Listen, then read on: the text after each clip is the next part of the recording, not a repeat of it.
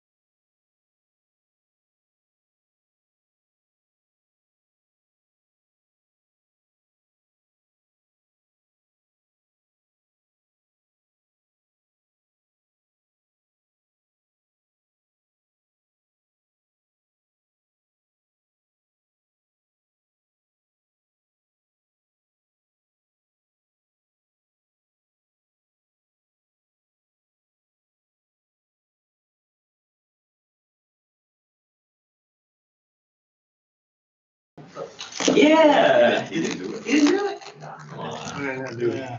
You should see All right, good afternoon, everyone. We'll go ahead and call to order the public safety work session for November 30th, 2023.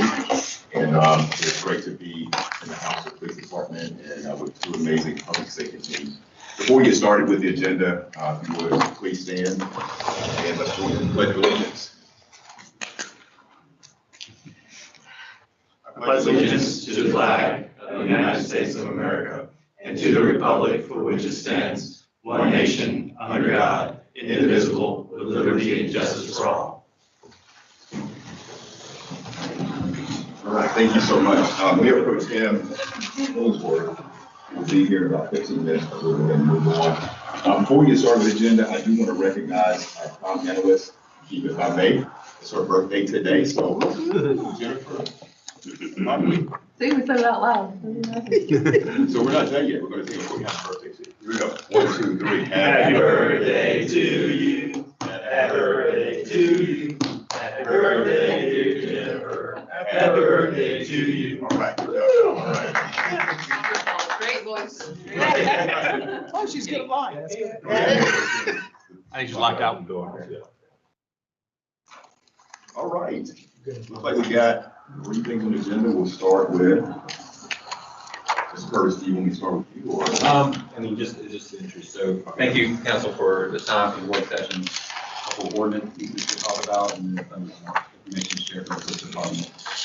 Ultimately, I think we're at a point where some direction, some decisions for the ordinances could be made today. So I think we can talk for that and look forward to kind of getting those wrapped up and move forward and feedback on the presentation from the chief and what you can working on the dashboard. So we're good. But with that, Chief Armstrong's handling the bulk of this today.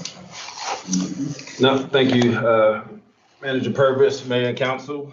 Welcome, and I'll go ahead and jump right into it. So one of the things that we were tasked with to do some research on and to present and talk about today has to deal with e-bikes and e-scooters and, you know, what we currently have on the books and kind of what we're seeing as best practices or how these devices are being managed and governed elsewhere. Before I get into it, and we're going to talk through some definitions here,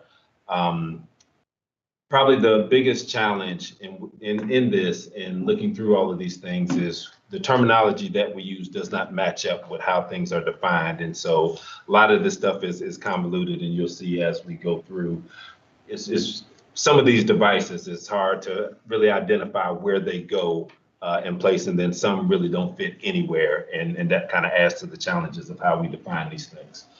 So in North Carolina statute, we start with vehicle. And so this is the definition of a vehicle: every device in upon by which any person or property is or may be transported or drawn upon a highway, excepting devices moved by human power or used exclusively upon fixed rails or tracks, provided that for the purposes of this chapter, bicycles and electric assisted bicycles shall be deemed vehicles, and every rider of a bicycle, electric assisted bicycle on a highway shall be subject to the provisions of this chapter applicable to the driver of a vehicle, except those by which their nature can have no application.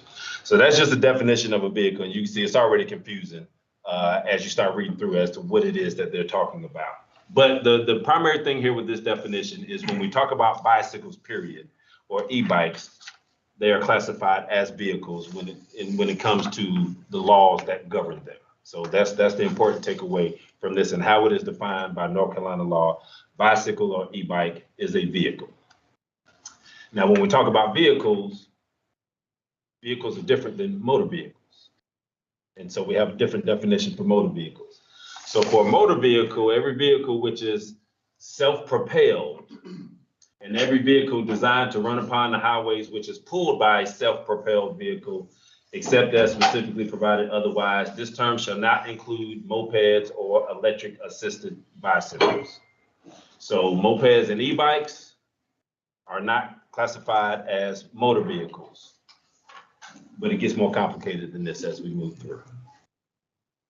And mopeds is going to come back in the definitions. So mopeds is a big part of when we talk about e-bikes and e-scooters. And when you think of an e-scooter, what you automatically think about or what that device looks like, you're going to see how the terminology really starts to change. Motorcycles, vehicles having a saddle for the use of the rider and designed to travel on not more than 3 wheels in contact with the ground, including autocycles, motor scooters, and motor-driven bicycles, but excluding tractors and utility vehicles with an additional form device designed to transport property. And so this is where we first see scooters introduced into the definitions, is when we're talking about motorcycles. All right, so e-bikes, electric assisted bicycle. A bicycle with 2 or 3 wheels that is equipped with a seat or saddle for use by the rider, fully operable pedals for human propulsion, and an electric motor of no more than 750 watts, whose maximum speed and level of service when powered solely by such a motor is no greater than 20 miles per hour. So this is what is in North Carolina statute, and this is how North Carolina defines an e-bike. Now, if you do any general searching of e-bikes, the e-bike community has multiple levels of e-bike definitions, and I'll share those later. But where it starts to get complicated with that is some of those devices do not fit in this definition because their top speed is greater than 20 miles per hour. And there's nothing in North Carolina statute to date that identifies or governs an e-bike that travels over 20 miles per hour. So we know there are e-bikes out there that do not fit in this definition. And so by this, they're not classified in North Carolina as an e-bike. And so it's, where do they fit? And so we start talking about, is it classified as a moped? Is it classified as a motorcycle? And it depends on what speeds it gets to and some of the inner workings of the device itself. And so as you see, we get more and more complicated with just how all of this stuff is defined. Like, wouldn't those devices classify as a motorcycle though? It depends. So the next definition, you have a motor-driven bicycle. Now, the thing with the motor-driven bicycle is it's still governed by the 20 miles per hour on a level surface. So so pretty much the same definition of electric assisted bicycle, but it's the motor itself cannot propel the vehicle greater than 20 miles per hour. So without any pedaling of the rider is what we're getting into when we talk about a motor-driven bicycle. So it's really going to look the same, but the motor of that bicycle can propel it without needing the pedal assistance. And that'll be better to explain once we get into how the e-bikes are classified in the 3 classes of e-bikes. Then we have moped. Moped, a vehicle or other than a motor-driven bicycle or electric assisted bicycle that has 2 or 3 wheels, no external shifting device, motor that does not exceed 50 cubic centimeters piston displacement, whatever that means, I don't know, and cannot propel the vehicle at a speed greater than 30 miles per hour on a level surface. And the motor may be powered by electricity, alternative fuel, motor fuel, or a combination of each. When we say e-scooters, and I think what most of us identify when we say e-scooters, the birds and things that you can rent, by North Carolina state definition, they fall into moped because this is the only one that we've covered so far where there is no seat. Everything else is defined as having a seat. So all of the e-bikes and the motor-driven bicycle, all of those have seats. Moped is the only one that doesn't have a seat. And so that's really the only place for it to go in these definitions. And so when we say scooter, really by definition in North Carolina, they're talking about the scooter that you sit on, which some people may call that a moped, but there are slight variations and differences to how all of those things are defined. And so for the e-scooters that we think of when we say the term e-scooters, they're really defined in North Carolina law at the state level anyway as a moped. And so these are all considerations that need to be taken into account of if we're going to add some restrictions or some governance over these devices. We have to really identify and define what that is and really spell out what device or which device we are talking about or targeting, because the words that we use to describe them are so different and they don't match up with the definitions that are on the books at the state level thus far. Any questions about, and this is just the definition, so we haven't gotten into the ordinances or anything, but any questions about the definitions and the devices that we're talking about? Okay. All right, so this is the e-bike class system. So this is not something that is governed in North Carolina state law. So just the entire e-bike world, this is how they define e-bikes, and they have broken e-bikes into three classes. So class 1 is an e-bike that is pedal assisted only with no throttle and have a maximum assisted speed of 20 miles per hour. And so this bike, the only way that, the motor is going to give you power is if you are pedaling the bike itself. So you have to be pedaling, and it assists you in moving the bike forward. And on a level ground, maximum speed, 20 miles per hour. Class 2 is an e-bike, same maximum speed of 20 miles per hour, but it's throttle assisted. So you don't necessarily have to pedal it. You have throttle control where you can make the bike go faster without having to pedal it. But these bikes have pedals also, but you also have a throttle that's on it. But 20 miles per hour is still the max speed, which both of these are covered under North Carolina law because 20 miles per hour is what's in state law when it comes to e-bikes. Class 3, the bike could be pedal assisted or throttled, but has a max speed of 28 miles per hour. And so class 3 e-bikes are not identified anywhere on the e-bike spectrum in North Carolina law. And that's why we have not covered within state law. Now, some states do have things on the books for these bikes, for class 3 bikes with the speed, but it's just really done state by state and how they govern it. But in North Carolina, we don't have anything that covers this under the e-bike. And so at that speed, or being able to reach that speed, now I'm trying to remember the definitions. This would either go in potentially the moped one because of the speed that it can reach, because that definition doesn't say it has to have a seat. Just the definition of the moped, it doesn't say seat or not seat. And so it would probably, if we had to make a case on that, that's probably the place legally that we would have to put it or is the most appropriate to fit it in. But there really is no place that it goes. And so this is the 3 class bike system, but the last one at that speed is not governed in state law. What about e-bikes that go faster than 28 miles an hour? So in looking and doing the research on this, like I really didn't see any that had those top speeds that are classified as e-bikes.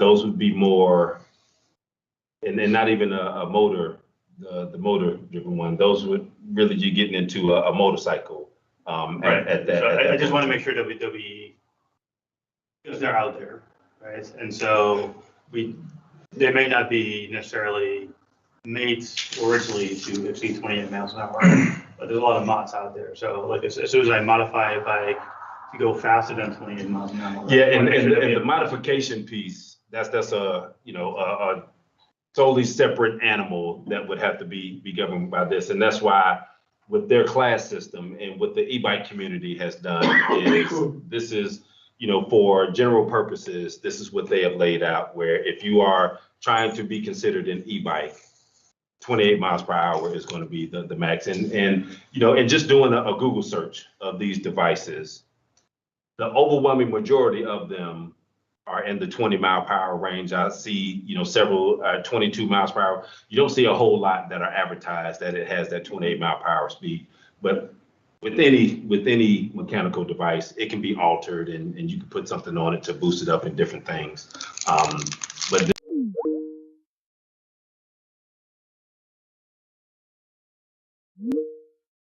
speeds.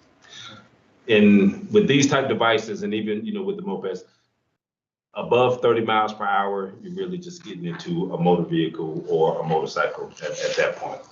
Now, my understanding is that the class 1, class 2, and class 3, the reason why the kind of the e-bikes world uses that is that's the ordinance levels for New York City.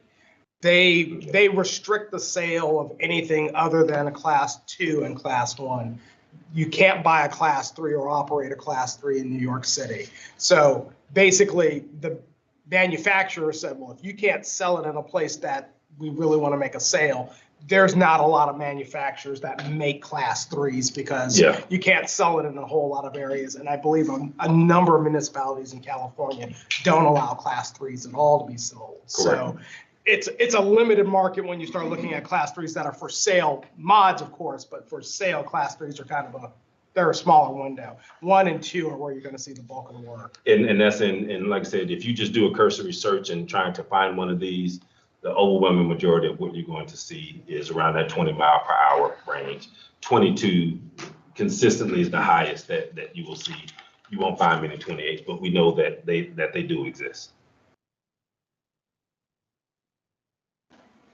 I just want to make sure that we know how to treat those, even if they're mods, right? Like that we have a classification for them. So that if somebody cruises down the street, that's Right, and once when we get to the recommendation piece, that's one of the things that I recommend is that we put some stuff in that does exactly what I'll let you do you're your talking presentation. I'll hold my. about.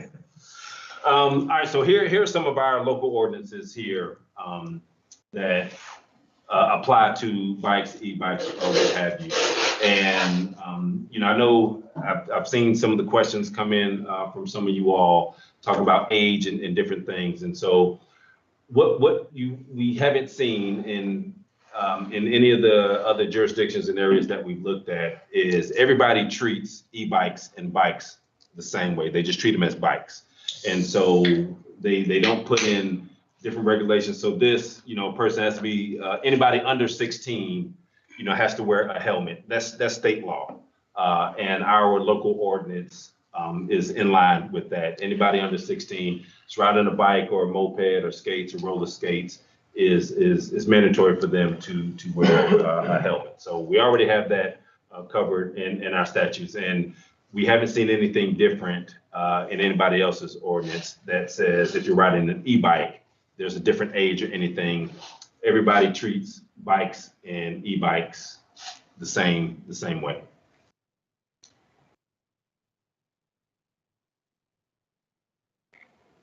Uh-oh.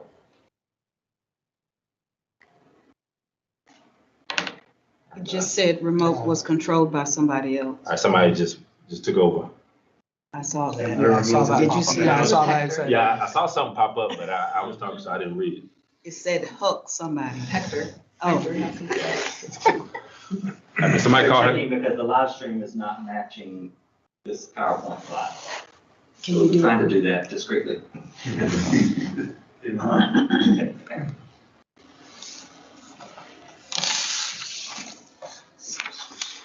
Y'all want me to pause or I can go up there and manually move it? All right, let me see. Where am I?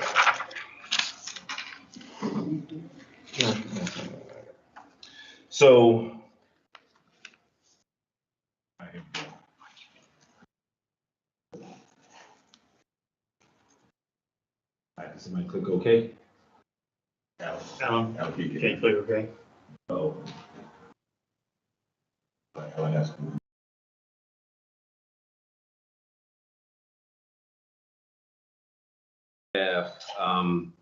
Is the ordinance that talks about riding bicycles, scooters, skateboards on sidewalks. So no person shall ride a bicycle, scooter, skateboard on any public sidewalk without due caution and shall yield the right of way. It talks about the speed where I think our speed limit is 10 miles per hour on sidewalks and paths 5 feet or less in width, and crossing intersections and driveways along the sidewalk path. And so we already govern the speed of these devices on sidewalks. Now, some of what I've seen in some of the other ordinances around, some put in some other restrictions, like on greenways. They allow e-bikes on greenways, but they have a posted speed limit, just specific to greenways.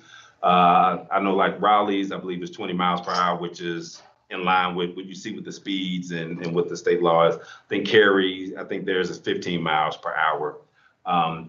What you see restricted in a lot of areas are the e-scooters or the mopeds, if you will. We see different restrictions for them in other areas where they're not treated the same as bikes because they're all self-propelled versus, bike. And even with e-bikes, most of it is pedal or at least pedal assisted. And so we do see some restrictions on some sidewalks. We do see some restrictions on greenways when it comes to the e-scooters and not allowing them in that space. Most of them, if they have bike lanes, most of them allow the e-scooters in bike lanes, and they kind of treat them, because it's on the roadway, similar as they do the bikes, and that's pretty consistent from what we're seeing around.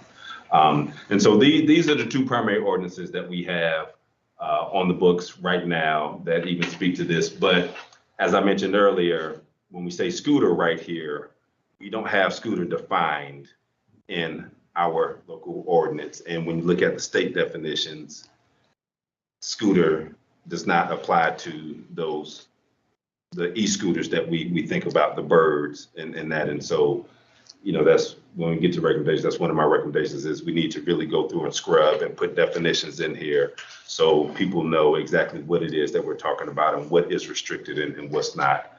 So we have that clear. If we go in line with the state or if we identify things on our own that we want to see here, the language is not consistent across jurisdictions and at the state level. And that's something that we need to clear up.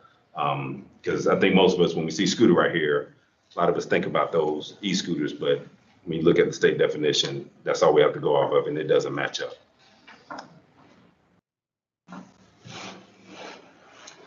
So some recommendations related to this. And so one, just like I said, is define e-bikes and e-scooters in ordinance. And so Councilman Zuckerman, to the point that you were making earlier, I think we should spell out the definitions and the, even put in there the classes and what we're going to allow, what we're not going to allow when it comes to the classes.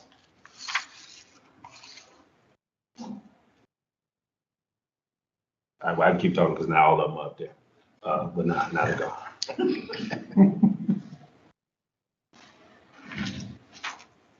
So, another one, and I know there's been some discussion, about putting restrictions on e-bikes and things, but everything that I've seen in looking through this and looking at other places, they keep e-bikes and bikes pretty consistent. And I would recommend that we do the same. And so I really haven't seen anybody put in separate guidance for riding a bicycle and riding an e-bike. They treat them the same. But as we go down to the next one, when we look at class 3 e-bikes and then even those scooters in specific areas, I think, there is some opportunity for us to, one, identify class 3 bikes and restrict those if we don't want to see them out on the streets or sidewalks or what have you, because of the higher speeds and some of the dangers associated with them. I think, and that would put us in compliance with state law, where it's not allowed in state law either.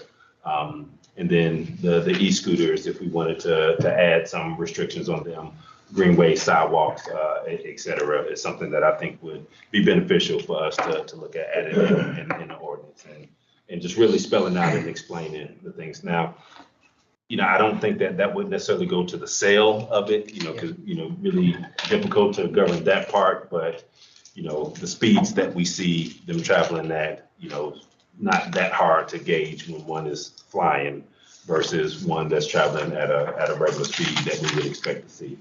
And also, part of what goes into the challenge with these things, as anything else, is all of the definitions and even what's in state law is on a level surface. Now, how far do you travel and maintain on a level surface? Going downhill, these things can get wide open. And so there's not, really a lot of governance over something like that.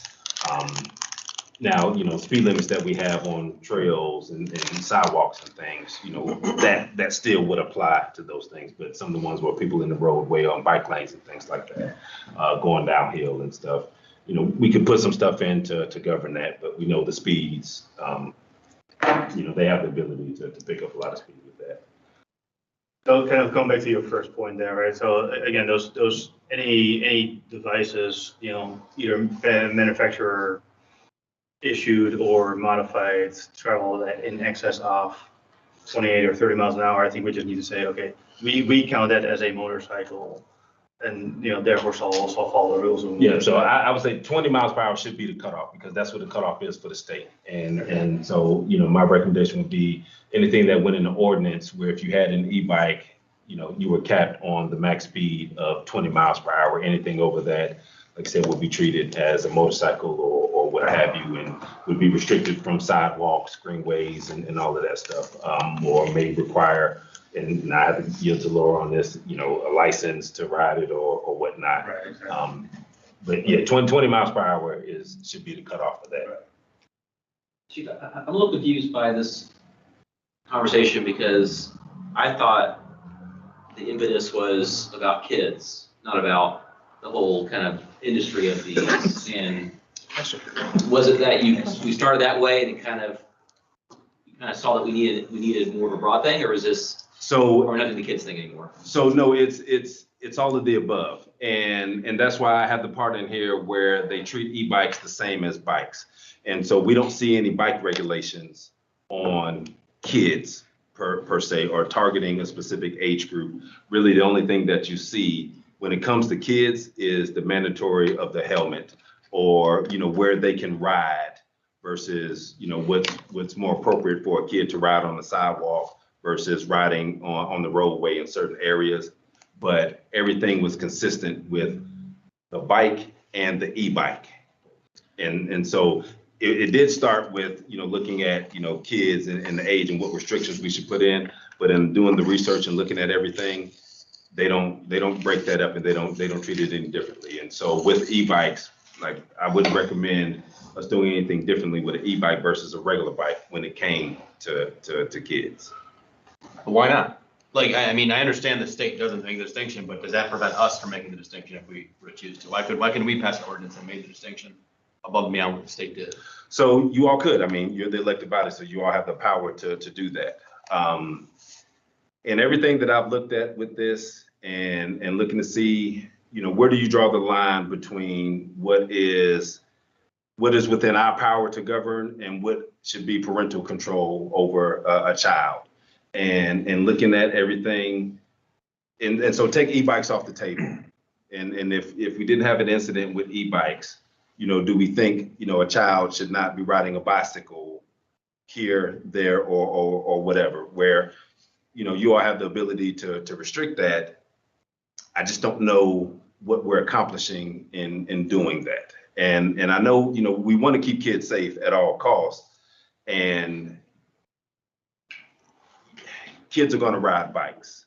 And oftentimes kids don't know any of the rules or any laws, anything that govern that. And that's why the last piece of this was a very large education campaign, with us and communications partnering up to help educate parents on the safety. And we've been doing a lot of that lately. But I mean, you all could restrict it if you want to. We don't see that, and it hasn't been identified as best practices that's going to really change how kids behave on bikes. Of enacting an ordinance on that, it's really the parents understanding the pros and cons of the safety measures that are put out there, in particular the helmets as being the number one piece. Yeah. Oh, go ahead. I was going to follow up. Do you have enforcement concerns if such an ordinance were to exist that we were to say? So yes, I do. So one, we have a hard enough time tracking down and chasing down the traffic complaints and all of the things that we get. And so our bandwidth to now be chasing down kids and checking them for IDs that they don't have to see how old they are and all of those things. And that's why I go back to the parental control over things. As a parent, I can tell my kid to put their helmet on when they leave out of the house. But if they ride down the street with their friends, I have no control on if they take that helmet off. And from the enforcement side of things, we can't give a 13-year-old a ticket for not following a local ordinance. And so now parents are getting these tickets if we're issuing tickets from an enforcement component of things. And that's where, I really think the education piece is really the biggest component of this. Because, we're not seeing an enormous amount of incidents and problems and issues with kids on bikes. Yes, we had a very tragic, incident happen, but we're not seeing a high frequency of those incidents happening where I think it requires just a real drastic overhaul on what we govern as a community on what age a kid has to be to ride a bike. Just my personal opinion. Yeah, I was just going to add too, I think the other body that needs to weigh in and consult is the DA's office, because they have to prosecute, right? So Yes.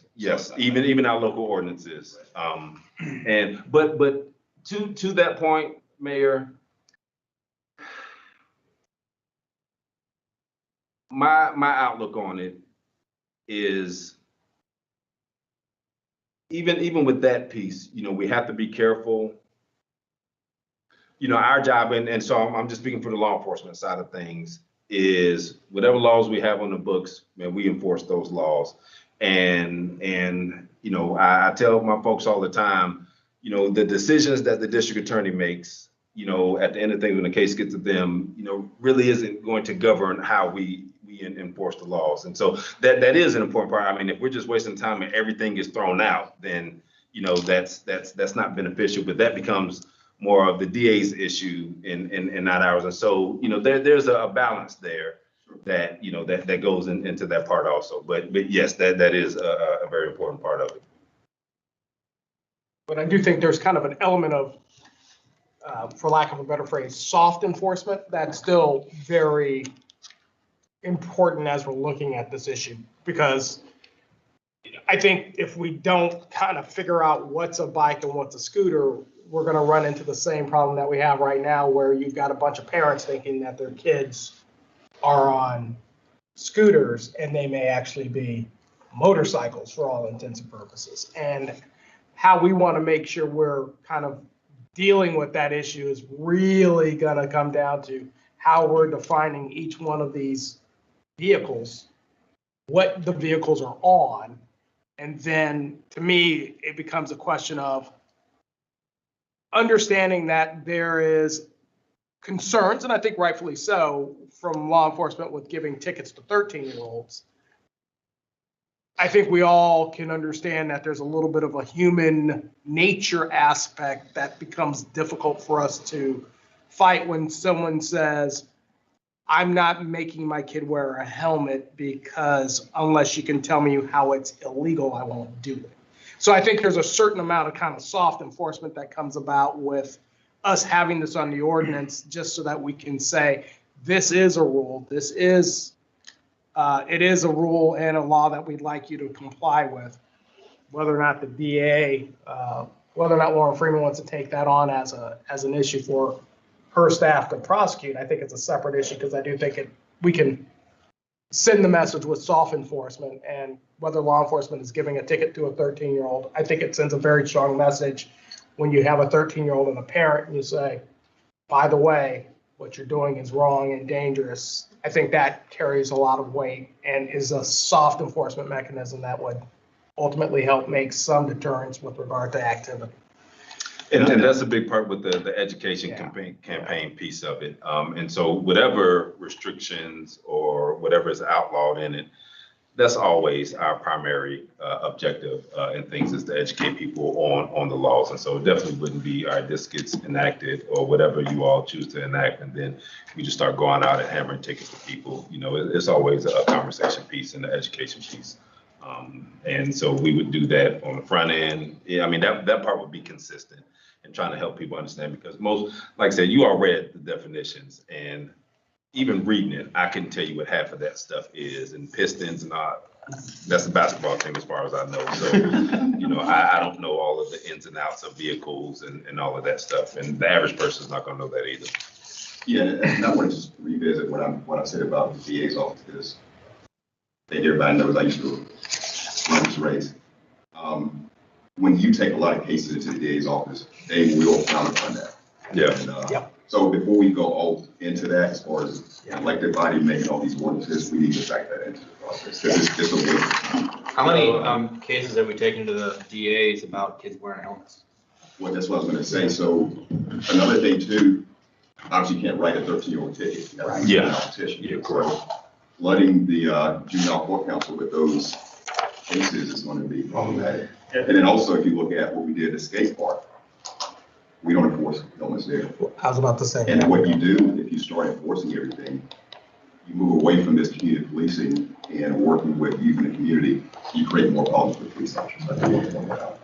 I think the point is like what Ed just said, right? Like, so have something on the book so that we can say, hey, listen, this is not what we allow or want to see in town. You can do positive enforcement, like with the ice cream campaign or whatever it was over the summer, right? You know, where people that do display the behavior that we want, that we give them positive reinforcement, right? But at least you have something to anchor on, right? It's not necessarily about what we want to send to the DA's office at the end of the day, because to Terry's point, like how many helmet citations have we ever issued? Probably close to 0, right? But it's in our ordinance. Oh, the state law, right? Both. Both, yes, ma'am. Any more, Chief? Yeah. So, well, this is it for the bike e-bikes, e-scooters. I do want to get a little bit, what's your vision with regard to kind of how the education campaign will unfold? Because it's the first thing that jumps up to my mind as we're sitting there explaining to people. I mean, I'm in downtown Raleigh all the time. The scooter or the moped is not allowed on sidewalks. They have bike lanes for the mopeds, but most people either don't recognize that their scooter is a moped and they don't recognize they can't be on there. So there's an education component that's really key. What's your vision and plan on or proposal for how to get that? So a couple of things. So one, naturally, social media and what we do on social media and posting things on there. One thing that we've seen and we've gotten some positive feedback on is our Did You Know videos. And so, whatever changes are made with this, that would give us a good opportunity to put one of those videos together, maybe get some of those devices where we can show, pictures of them and stuff as somebody is talking through and trying to educate the community on it. Then the other piece of it is like I said, the light enforcement piece of things where, all right, we could do a campaign maybe with the traffic unit or something where if we are seeing or hearing that we're having, problems, or we're seeing more violations in certain areas and stuff, then we can just get out there and, with the helmet tickets, the ice cream tickets that we were giving out, different things like that to get people stopped and get the education piece going behind it where, giving tickets to people out for this is not going to, it's not going to accomplish what we wanted to accomplish. And it's really helping people learn and understand, what the ordinances are, understand, some of the dangers and concerns, that some of these devices have, especially for young people. And seeing, what community entities we can partner with to maybe do some different initiatives and things in neighborhoods. We already go to the HOA meetings and stuff. So just all of the things that we're out doing in the community anyway, just making this a topic of focus, for us.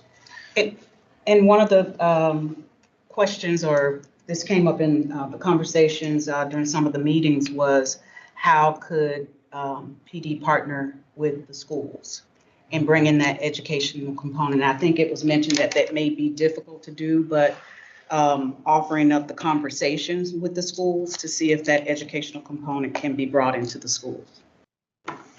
I do think it's important to have the definitions laid out and then the ordinance of what goes where, right? Kind of going back to Councilmember Gann's earlier point, like the whole starting point of this conversation was the safety of, our road users, right? Whichever flavor that takes. I think we need to have the definitions, we need to have the regulations as to what kind of vehicle goes in what's, Yes. what lane, right? But I think, the bigger problem that we're having, and we're not gonna fix it overnight, is that we don't really have separation of the different modes of transportation in our road designs, right? We have a sidewalk and we have a road, that's all we get to work with. Right? You can stripe a bike lane, but, you're still in the road with the cars that are going, up to 55 miles an hour in the, certain roads in town, right? And I think, as long as you keep combining different modes of transportation at very different speeds of operation, you're always going to have this safety hazard. So I think the answer is not just in law enforcement and writing these ordinances. It's also how do we look at our road designs going forward. Yeah, I want to chime in on that because obviously that'll take time, but I was thinking about number 3 here. And so, okay, let me just make sure I know the rules. So any scooter or bike is allowed to be on the road, right? No matter what. Their vehicle, they're allowed to be on the road. So restricting them on greenways and sidewalks will force them onto the road if they're following the rules. Potentially, yes. So I'm just thinking about like something that goes kind of fast on a greenway or a sidewalk versus a road. I mean, the pedestrians on the greenway will be safer if they're not on there. But I presume a fast e-bike or a scooter on a road is going to be less safe for the rider than it would have been on the greenway or sidewalk. Correct, yes. And then cars pulling out of sidewalk, the driveways, like on the sidewalks, that is a conflict point too, I guess, that the driver may not see it something going fast. So like, is there like an overall kind of framework we have about, the goal obviously is safety, right? Mm-hmm. And so every rule making, we should have that as the kind of the number one, right? Mm-hmm. And there's balances there for kids or adults, I guess, related to this and like where we're allowed to put them. I'm trying to understand. That's the top So, line. and some of it, to your point, Councilman, some of it is already in and is already trying to be addressed. And so you take, the riders, even on sidewalks, and speed limit is 10 miles per hour when they're going through driveways and things. And so some of that is built into the ordinance already, but then it's, all right, what are people's behaviors and how they, most people has never gone and read any of this stuff. And so they get out and they ride to what's comfortable to them. And that's where the education piece, regardless of what is ultimately decided on and what is ultimately done.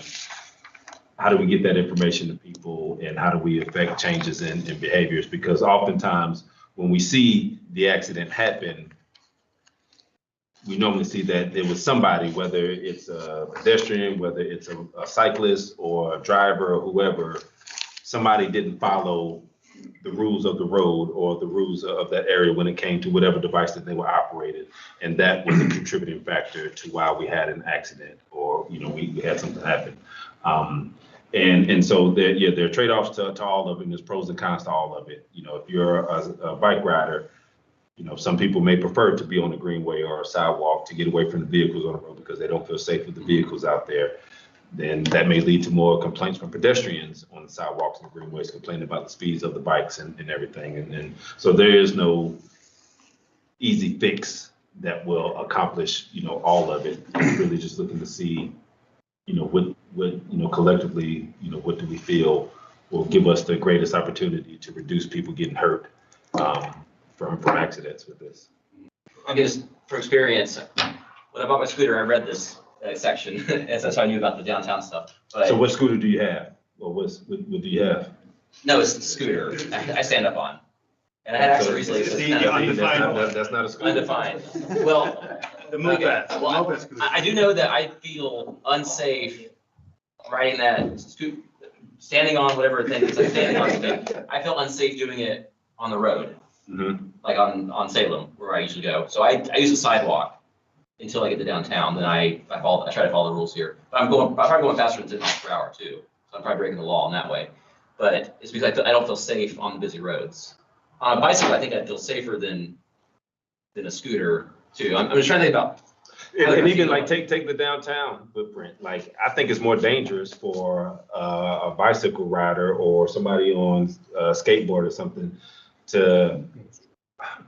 Most people don't know the rules, and so people gonna ride on the sidewalks because it's heavily congested down here, and they're not allowed to ride on the sidewalks here. So somebody who wants to ride through now jumped in the roadway, and so we got moving vehicles, and we got a lot of open car doors that happen in that stretch. And me personally, I think that's more dangerous for cyclists and skateboarders and riders than riding on the sidewalk and us trying to govern that a little bit better. And with, what we already have on that they have to yield to pedestrians and reinforcing that, then and saying, you know, you can't ride in this stretch. So it's all trade-offs, really. So let me jump in and come back to the topic we were talking about earlier.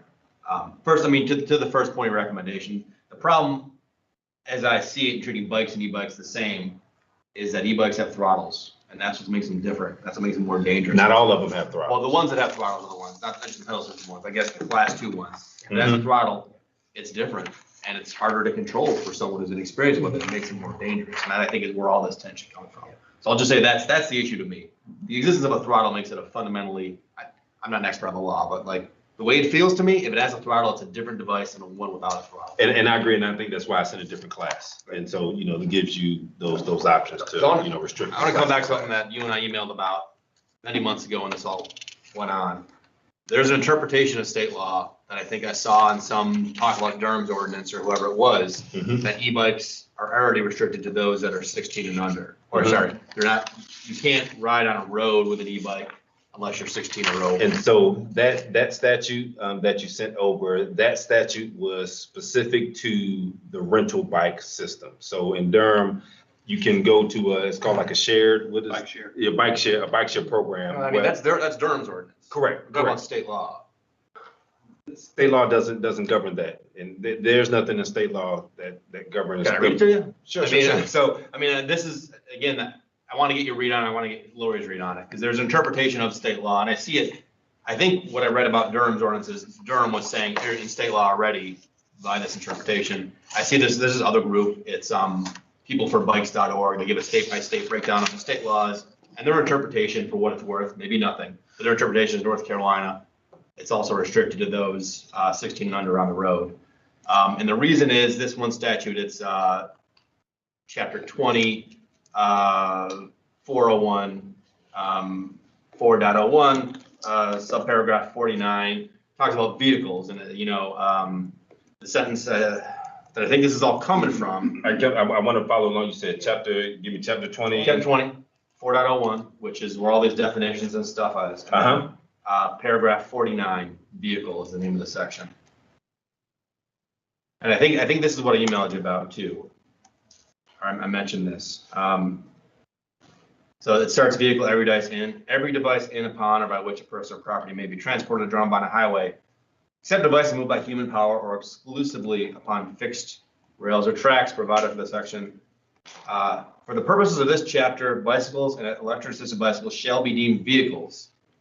And every rider of a bicycle or electric assisted bicycle upon the highway shall be subject to the provisions of this chapter, so on and so forth. So I think the interpretation is making it subject to the provisions of this chapter, the whole chapter. Doesn't that mean they need a driver's license? Therefore, they need to be 16. So how am I wrong? So you're reading the vehicle definition. Yeah. That's just. So I guess I think where this is coming from, both in this peopleforbikes.org and maybe Durham, is a part about saying, for the purpose of this chapter, bicycles and electric assisted bicycles shall be deemed vehicles, and every rider of vehicles shall be upon a highway shall be subject to the provisions of this chapter. So doesn't that make them need to have a driver's license? Why not? No, because Well, that you got chapter. the chapter to know, right? Yeah. The whole chapter. It's talking about, you know, chapter 20. And no, I don't. Well, chapter 20, paragraph 32, talk about having a driver's license. For a motor vehicle. For a motor vehicle. And that's the difference in the definitions Yeah, of vehicle yeah. and motor vehicle. Yeah, this is just the definition section. And Councilman, and so when you research this and when you look it up and Google it, there are a lot of entities that have put documents together. That's why I'm asking you, man. Yeah. I'm not saying I'm saying to bring it up. And so we've looked at all of those also. And so you will find a lot that says you have to be 16 to ride this. Yeah. But they're not pulling that from state law or any governance over state law. They're pulling it from like the Durham statute, where if you do a Google search of it, you can find something that says that. But if you don't read the entire body of that ordinance or what governs it, then you may not understand the context that it's talking about. And so the one from Durham that we looked at, the only thing that was restricting is the ride share component. And you had to be 16 to do the ride share. So you couldn't ride those devices, those rented ride share devices. Not what we're talking about here. Correct. Yes, sir. But yeah, we've looked at all of those too. But we could make a similar statute that would govern all class twos if we wanted to. Absolutely. If we wanted to. I think because I do think your concern is, we've got those class 2, and I'm just going to use the definition that from the e-bike community slide. We have the class 2, which I think is the large concern, which is you have a throttle on it. It's harder to control the throttle than it is to have a bike that you pedal and that just gets faster to help you out.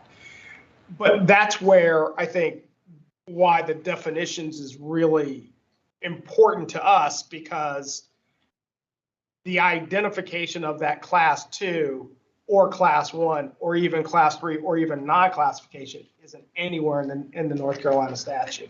They just call them all in one group.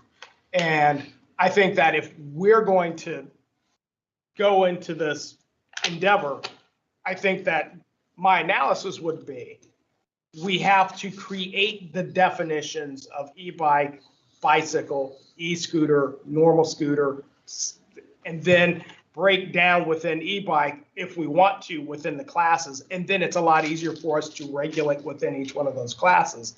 But that's where it becomes the education aspect, telling people, by the way, you've got a class 1 and a class 2. Whereas most people are walking around not understanding that there's different, it's not a common or fairly understood definition. But I do think that if our concern is making sure that we've got 16-year-olds and younger who are riding these throttle assisted vehicles on our roadways and ensuring that the only way they can do that is by either getting older or not riding them at all, I think that's a fairly small target for us to be able to address in terms of an ordinance. So for the sake of time, what is the direction of the body doing? Have a really thorough definition of bikes and e-bikes and scooters and e-scooters and all of that, so that people know exactly what we're talking about within our ordinances. I'd like to see, I'm sorry. I mean, it sounds like the North Carolina general statutes are due for an update. With all of this as well. And they tried to go down that path. And so in doing my research on this, I believe it was either 2019 or 2020, where I saw legislation introduced to address stand-up scooters. And so exactly what we're talking about with the e-scooters, but for whatever reason, it never made it into law. And I couldn't track why, but I did see it was introduced at one time a few years ago, but it didn't make it in. Representatives to have done. But in the meantime, I think it's only to our benefit to define these thoroughly. And, breaking down the different classes, we include that in it.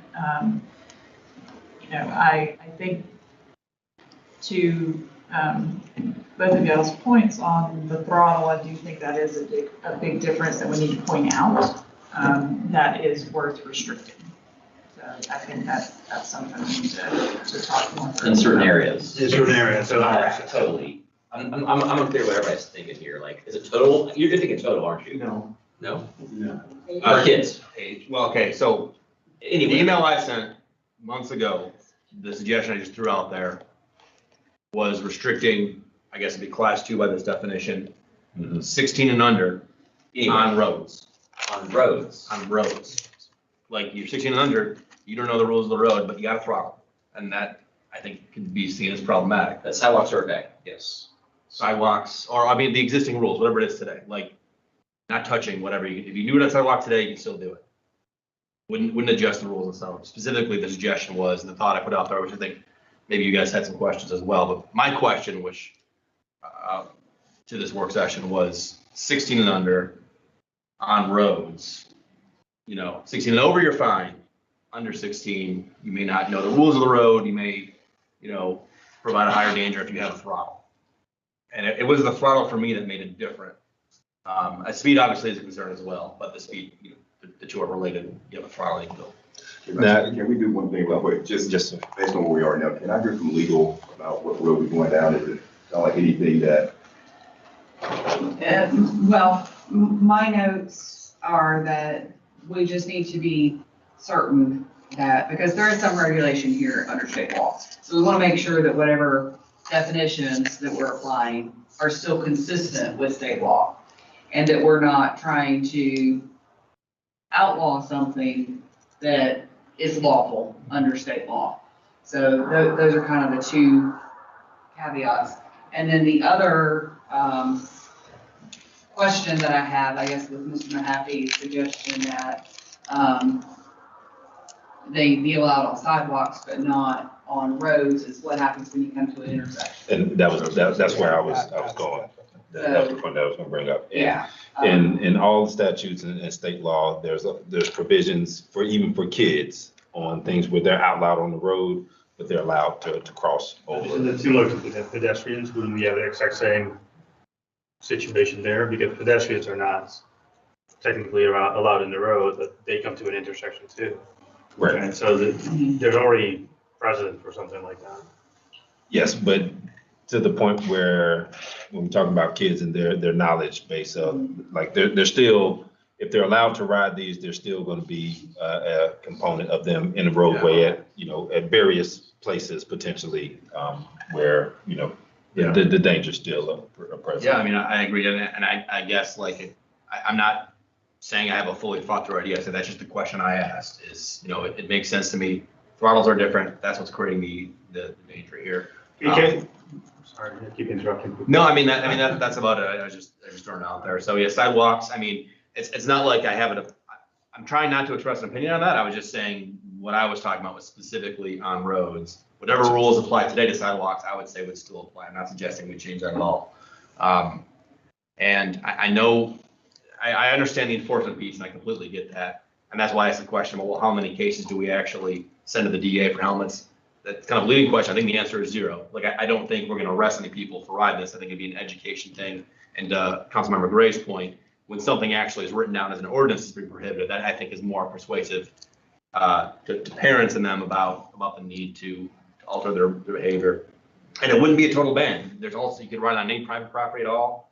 I think greenways are fine too, and side paths and a wide side paths, that's all great. Maybe even bike lanes, we can say, but it's specifically the roads and not adhering to the rules of the road. That's my concern, that someone younger than 16 who hasn't gone through the licensing procedure may not know when to stop and when to turn and what to do and all that sort of stuff.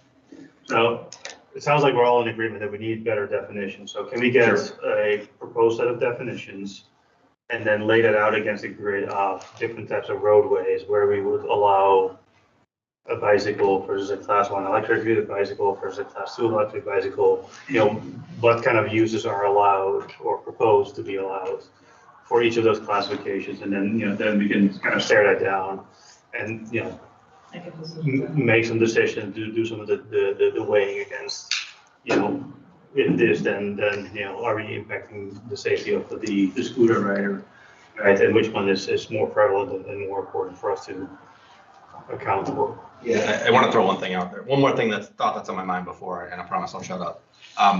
And I heard, the police chief, you were mentioning how, there's not a whole lot of other stuff going on, not a lot of prior art to look at other ordinances. And I think that's because this is also new. And I think, I sent out an article to everyone a couple months ago from the New York Times about how many other towns are also struggling with this same question, because e-bikes and the safety concerns that are being created, it's really only the past couple of years that this has been an issue. And that's why I think this is new ground for all of us. I'm not saying we have to be the first mover here, certainly not. And I don't want to overreact from one instance or another, but I think it's a valid question to ask and a valid conversation to have because of how the industry is changing, and that's just where we're at. And it's Chuck Shuttle. You got what you need, sir? I have one question, and I'm just making my notes, trying to kind of get everything out of here.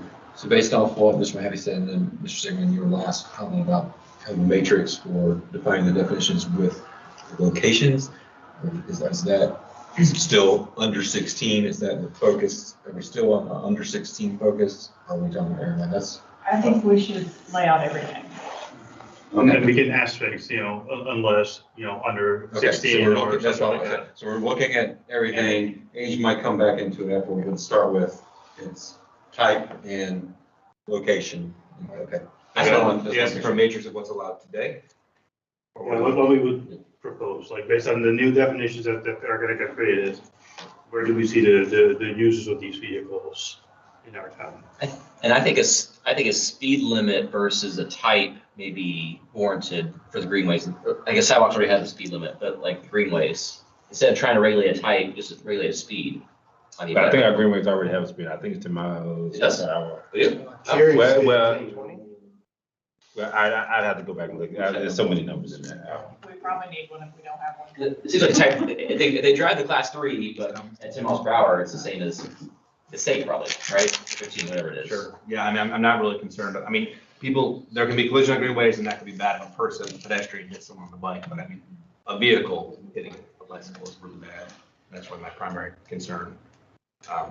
And I'm also not particularly interested in restrictions for adults or for those over 16. Well, I would say adults need to be driving slower on greenways if they're using those kind of vehicles on greenways. I think a speed limit for greenways is fine if you don't have one. Yeah, that makes sense. Sure. And could that cover the downtown thing too? We can get rid of that if you're right that it's less safe in the downtown to try to go in sidewalk and out sidewalk. I'd like to revisit that, yeah. If we have a speed limit thing, that could. Now that we have on the books already is 10 Yeah. for sidewalks. But it could be like 5 in downtown or something. I don't know. Could be. Banning it. 'Cause I agree. They're going up to downtown, then they have to get in the road and have to get back on the sidewalk. That's kind of weird, right? I don't know. We got more pedestrians, I guess. But anyway. Good discussion, good discussion. So you good? I think we've got what we need to craft the next steps, so thank you. All right, next up is the noise ordinance. So there's been a lot of discussion on this over the years. And so really the only thing that I really want to focus on is the construction piece, because that seems to be where the complaints are coming in more recently. And so in our ordinance, this is what we define as construction. And this is to, developers or companies. This is not, doesn't apply to just a homeowner that is trying to do some work at their house. So this is the definition that we have on the books right now. So some of the challenges with the noise ordinance. So this section right here is how we measure noise. And we have what's the device called? That thing. To read the decibels. And so what we have in ordinance right now is we have to take 100 readings at 10-second intervals to meet the standards of our ordinance. Now that there's somewhere in this atmosphere as to where that came from. Raleigh has the exact same thing. So it came from somewhere where I don't know, I can't speak to it, but this is overbearing and this is not. That's not a good, that's not a good thing.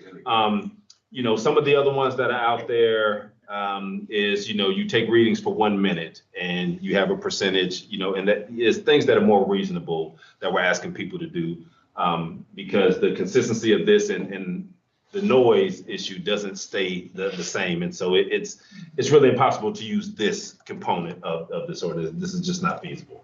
So, but this is what we have on the books right now. So this is what we're bound to right now.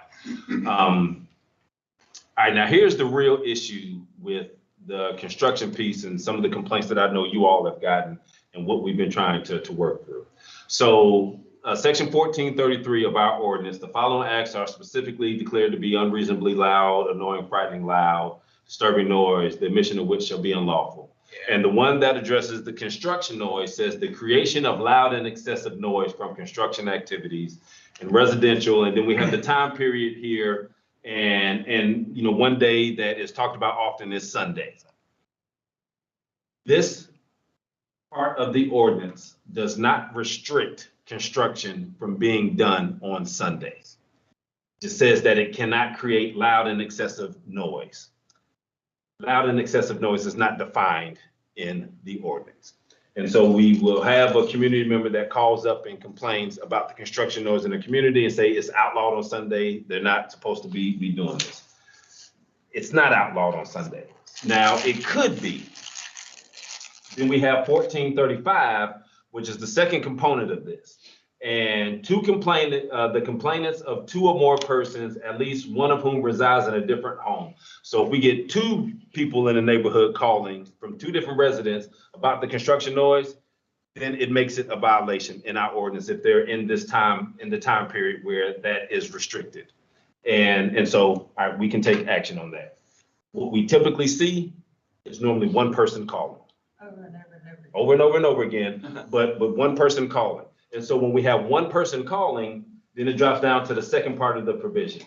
The complaint of one or more persons when combined with the complaint of a duly authorized investigating person. That is the officer showing up on scene.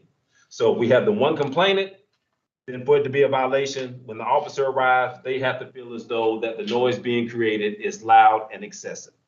And so where some of the tensions have come in and the frustrations from some of our community members is there have been times when officers have gone out there and, all right, they did find the noise to be loud and excessive and they went and talked to the people and you got to shut this down and it's too loud.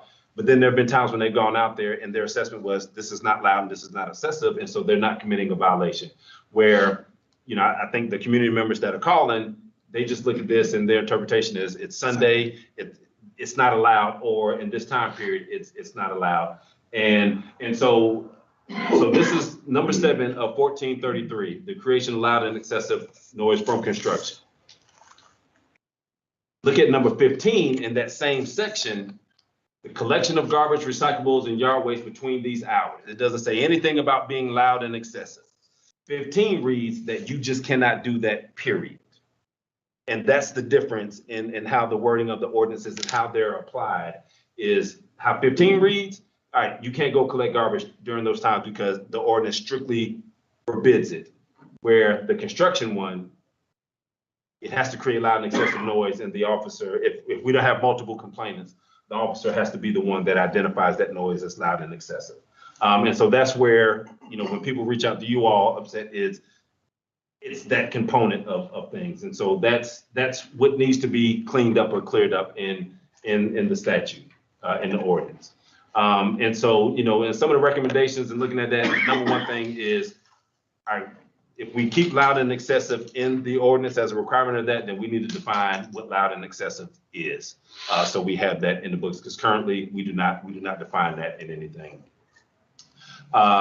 And with the construction and so, if you all want to reword that to where it reads as 15 reads, where just period, point blank, this time frame and these days, we don't want to do it at all. It can read as 15 reads and you just take out the loud and excessive piece at the front of that statement. Or if you want to look at it and allow some flexibility in there and restrict specific construction noise, then we would need to identify what that noise is. So the Linden subdivision is the one that we get the bulk of the complaints. And so I've been out there multiple times just to see and hear for myself what is the noise and what is contributing to a lot of it. And a lot of it is the nail gun. As far as when we talk about consistent noise, it's the nail gun when they're on top of the roof, they're outside, and just the consistency of that. Which even that in itself, and I didn't put it in here, but one provision of the ordinance talks about if that device has a silencing mechanism on it, then it's allowed. It's a lot of legal jargon that, the average person will never know what is built into that thing or not. And so, if we want to just restrict, some construction activity, then we would need to spell that out and what it is. And so officers that respond out there, if we get those calls, they have it right there in the ordinance, their guidance for them to go off of, okay, you can't do this because this is restricted. And we have those things spelled out. Hey, Chief, I was wondering, in your experience with that particular neighborhood, is it actually excessive, or is it they just kind of oppose the development and they're mad about it and therefore they just use this? Well, I don't think they're opposed to the development because they bought one of the new houses that had just been built. Oh, it's people that live in. Yes. Oh, yes, it's not the neighborhood. Yeah, it's people that they bought early and moved in, and now as they're finishing the subdivision. Oh, okay. It's the It's noise. like my house is done, everybody else is done. Yeah. But I don't think that the second one is realistic, right? Because, if I get somebody laying down the floor on a Sunday inside of a closed house using a nail gun to, attach, I don't know, molding to like on the floor or whatever, right? Do we really want to restrict that on a Sunday? That seems excessive. I agree, and that's why what I'm talking about with this, where and what the actions that we're seeing and what I feel is generating the complaints. there is some room and opportunity to restrict some things, whether it's inside a structure that already has walls up versus they're outside or they're on top of the roof and they're outside. So that's what I'm talking about with, if you want to restrict certain construction noise, is taking some of those things into account. Basically defining an outside construction noise. If you all wanted to make it that specific. And going out there like that, that's what I see is driving a lot of that. So let me clarify a couple things. So for Ed Narno, like we just wrote this ordinance. Like this is 2021 that we wrote this. We did the days. We changed the times, and I think did we add the 2 or more people, or is that already there? Yes, that was added as well. Oh, yeah, Pretty because sure that was there. I don't believe that was there. there was a debate about this exact question, like what is loud and excessive? And I think the compromise was, well, you don't want one person who's just annoyed to do it. You want it to come from multiple people to be able to say, yes, it actually is. Like that was intentional to say it had to be multiple people or, personal police officer. So, and this is a quality of life thing. Like when you have construction near your house, like it is disruptive, and there need to be a balance between the, commercial need to get the home done and also the quality of life of the people living there. And the hours that we chose, I think, ended up being less restrictive than Cary and Holly Springs. Like the initial proposal was Cary and Holly Springs were like 9 to 5, Monday through Friday. And then we ended up 7 to 7, Monday through Saturday and no Sunday. So it's, less. Our initial times that we had before 2021, wherever it was like the Raleigh hours, which is like 7 to 5, 7 days a week. And we ended up between Cary and Raleigh. It was a big debate. We litigated it. So from what I'm hearing is it kind of is being enforced the way we intended, that it needed to be 2 people. We didn't want just one person to drive and shut down a site. It had to actually be, multiple people, not just someone trying to use it as a lever. That was intentional. I'll say I'm not opposed to defining loud and excessive, but I think the intention was loud and excessive is what people who live there think is loud and excessive. If multiple people saying it, then it's loud and excessive. I think outdoor restrictions are kind of what we intended as well. Like there was no intention to stop someone working in a house at any point in time. Come over there at 3 a.m. and work inside the house if you want.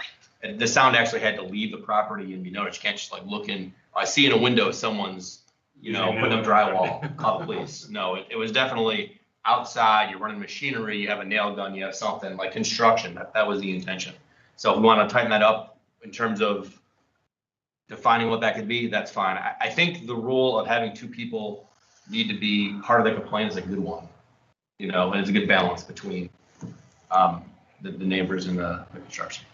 Those are my thoughts. Chief, does the police officer, when they respond to it, they decide there it is excessive noise, or the plaintiffs advise that they may have to testify in court to be subpoenaed? I'd have to go and look to see, what those interactions have been like. Yeah, I don't know off the top of my head.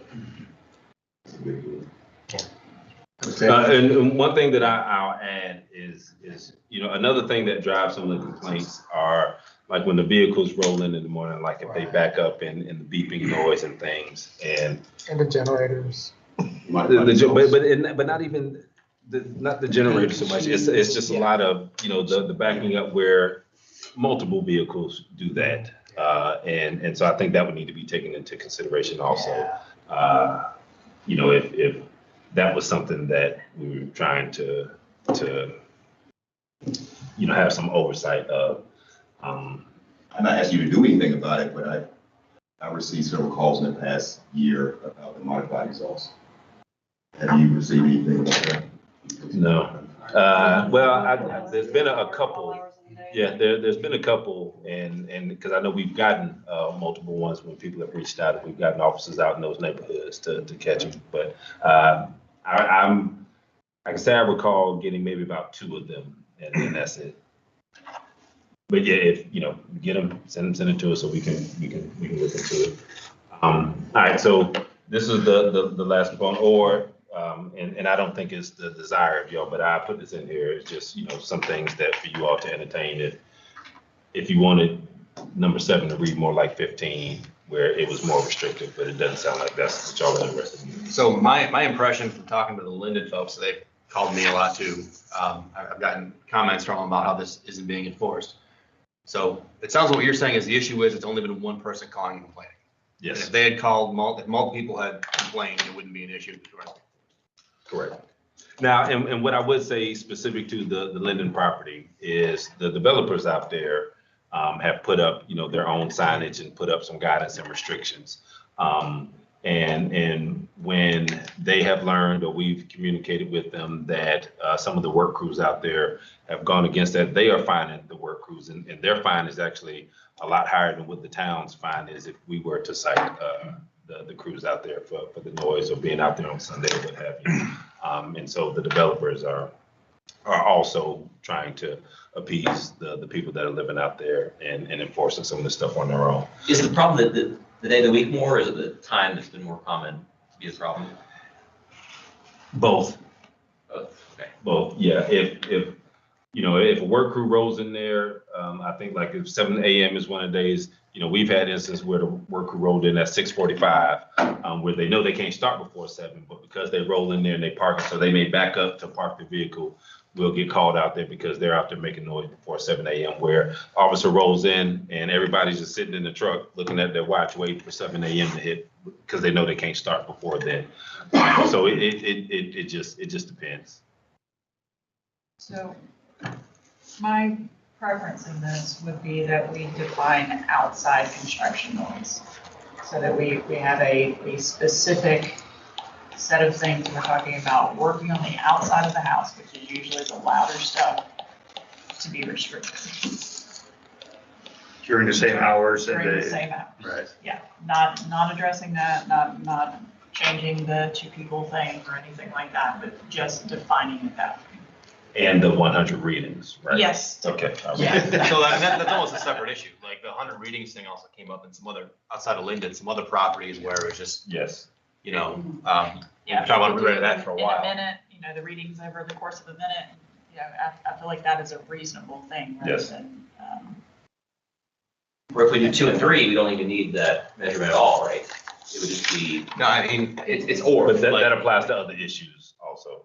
It's an or. It's like 100 readings over such and such is excessive noise and can be restricted, or 2 people complaining, or 1 person and a police officer, Yes. or nail gun, or whatever you want to put. Like you made that list whatever you want. and it's not just construction noise, it's other types of Yeah. excessive noises as well. So this is specific to the construction. Construction, Yes. okay, specific to construction. versus- Laurie, just one quick question. With our definition of loud and excessive, is that definition consistent throughout all of the ordinance? For instance, I know we're talking, most of the conversation's been about construction, but I know that there's other noises that are still governed by the ordinance. So should our, with regard to the loud and excessive definition, is it the recommendation that we have one definition that applies throughout all aspects of the ordinance? Because I think that may help us as we're talking about,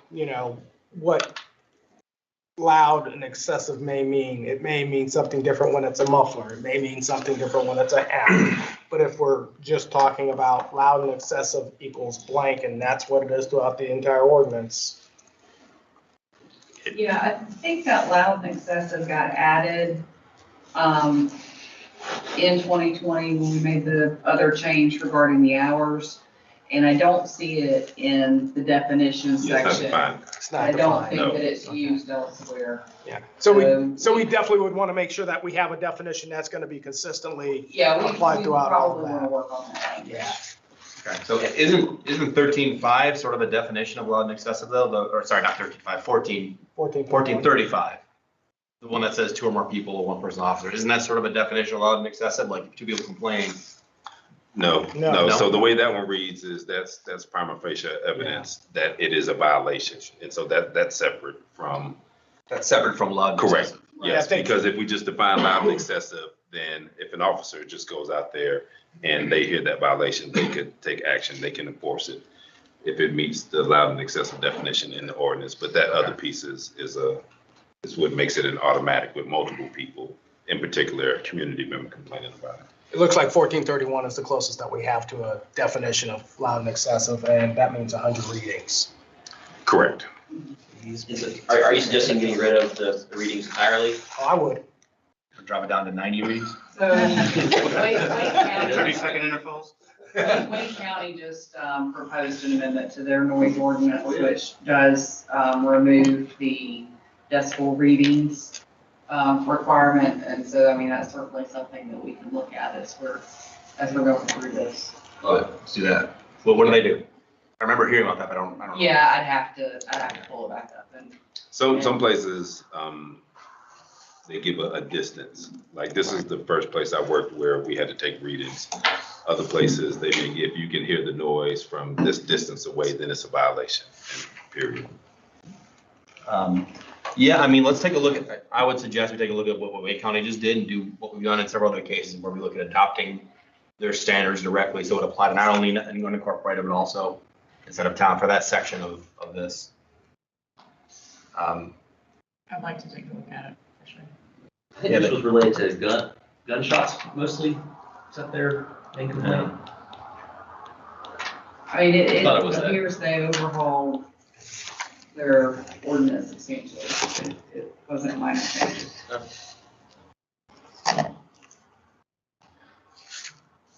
I worry about enumerating specific, separate topic on point 2 here. I worry about enumerating specific things that are prohibited or evidence of loud and excessive, because that may imply that other stuff not on that list, which is also in of itself pretty irritating, could then be, they could say, well, this is legal. Like we say, you can't nail gun, you can't hammer, you can't, move a bobcat, but I got a jackhammer, it's on this list, so I'm gonna do a jackhammer on it for you.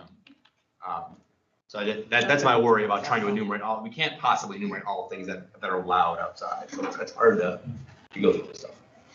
I would agree. I think it's probably easier to just figure out a loud and excessive definition. And I know decibels are probably not the easiest way of dealing with it, especially when we're measuring it 100 times. I'm still befuddled by that, quite frankly. But I do understand why they would want to use a decibel reading, because that is an independent, identification of what is loud.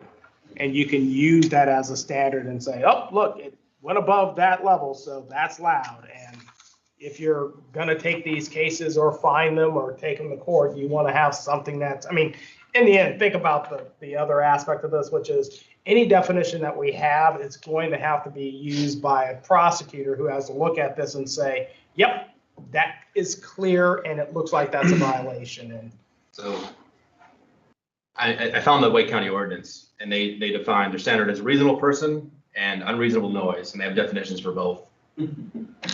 So, I mean, ultimately, either it's going to be a subjective standard based on, like, you can read the paragraph here, or if it's an objective standard, it'll be decibels, right? Yeah. Like, if it's not decibels, it's going to be some sort of subjective standard. We can define it, but at the end of the day, it's still going to be subjective Absolutely. in what people think is loud.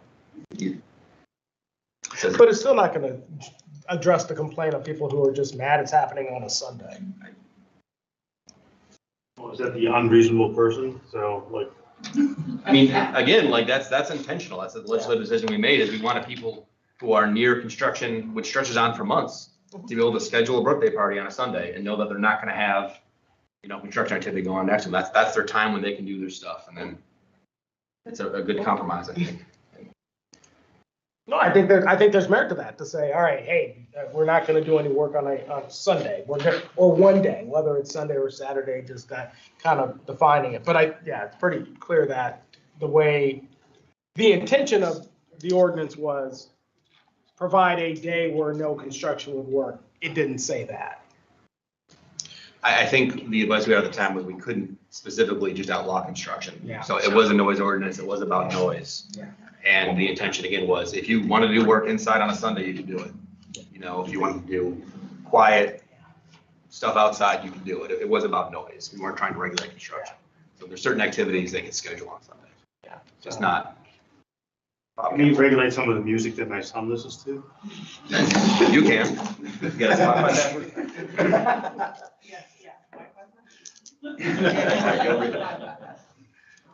Yeah, one more thing. Yes, sir. Yeah, there's one more thing that we wanted to, and so I didn't know if you all wanted to take a break. I know it was supposed to end around this time, and so. Do we give you direction that you needed? I think so, or Jason, y'all were good on noise stuff where we're headed? I think Yes, Okay, this one, yes, take it. Proceed. okay, all right, and I'll try to be brief on this. So, we have something that we've been working on for a while now, and we're getting close to being ready to launch. And so I wanted to present it to you all first, so you can weigh in and chime in on it. So, we're talking about, crime data and some dashboards that we are trying to build here. So I want to explain a little bit about what governs, how we look at this and how crime is tracked or reported on or what have you. So we are a part of NIBRS, so we report into NIBRS, which is the National Incident-Based Reporting System. And I know some questions have come up, and I've been asking questions about what that looks like and how do we do reports versus number of victims that we have and where are the victims located and things. So I wanted to cover this with everybody so y'all had a little bit better understanding of what guidance we're using and how we're looking at things. So this is the definition of an incident by NIBRS. And like I said, this is incident based. It's not specifically victim based or even crime based.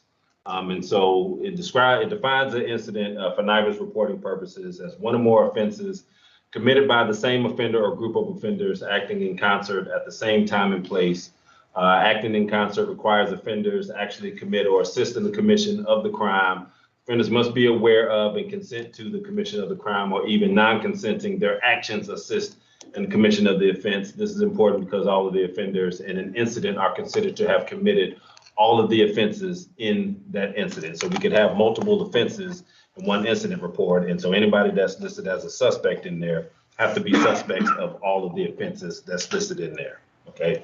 If one or more offenders did not act in concert, then there's more than one incident involved. And so time and place becomes a big topic of discussion. And so how NIBRS defines same time and place means that the time interval between the offenses and the distance between the locations where they occurred were insignificant. Normally, the offenses must have occurred during an unbroken time duration and at the same or adjoining locations. However, incidents can also be comprised of offenses which by their nature involve continual criminal activity by the same offenders at different times and places, as long as the activity is deemed to constitute a single criminal transaction. And so this is where the waters get muddied some. And so where this really comes into place has to deal with vehicle break-ins. And when we have a large number of vehicle break-ins in a small area in window.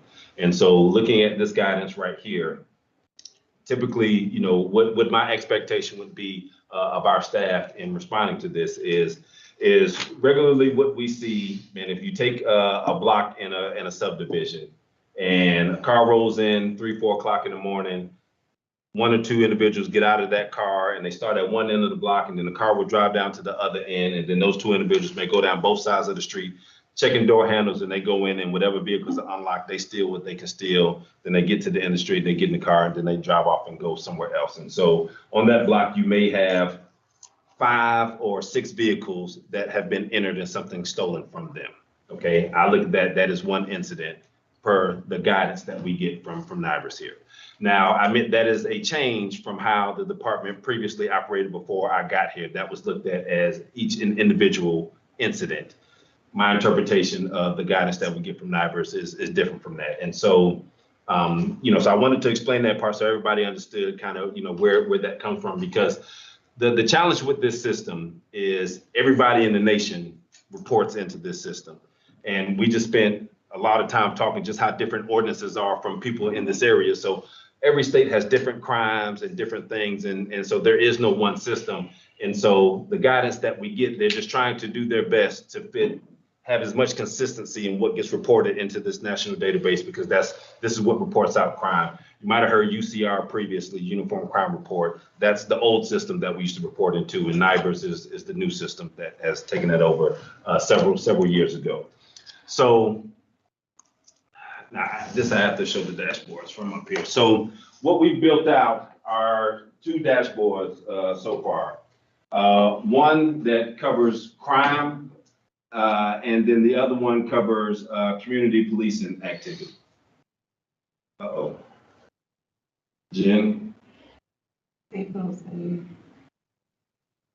we can go to it separately if you want, but Oh, is this me or is this you?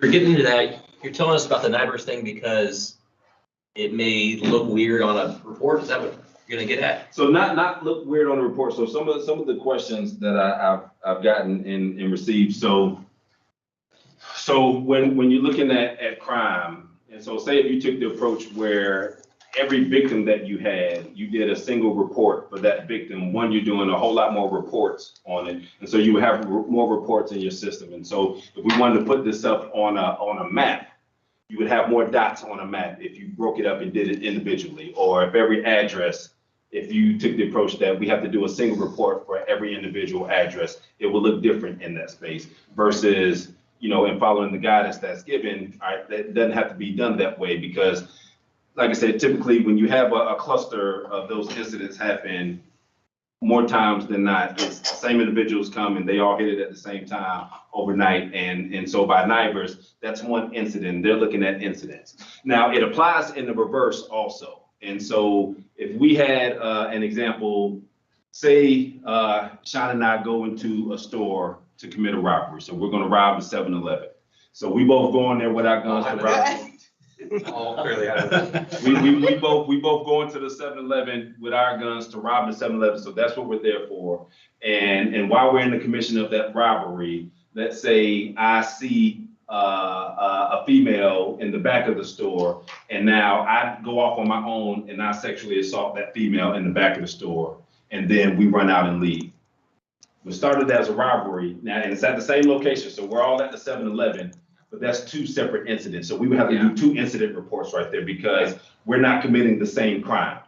Collectively, we were committing the robbery. Individually, I committed the sexual assault. And so we would have to do that. NIBRS looks at that as two separate incidents, although they were happening at the same time. But because of the offense that was going on, it's looked at as two separate incidents. So it goes both ways where you can have things happen at the same location at the same time, but it's different crimes because like I said, it said on the incident report, all of the offenders have to be offenders of all of the offenses that's listed in that report. And so I'm the perpetrator of a sexual assault, Sean is not. So we have to do two separate reports for that to be tracked and recorded properly. Okay. To where we have somewhere, if it's all the same offense and it's all done right at the same time, that can be tracked under one. And I want to make a comment here because I think most of the questions came from me. And you're right, we did it different when I was here. And I guess my point is the impact of crime on the amount of residents here in Apex with regard to true crime and how many victims are involved with these crimes. Correct. So when you're reporting that you're doing maybe previous years and you're saying crime is higher or lower compared to previous years and it was reported differently last year, how are you navigating through that and showing? So what our plan is with this, and with this being public facing, one of the things that Jen does when she does this is, put some remarks in there to kind of explain, all right, we transitioned from this year to this year and how we were reporting on things.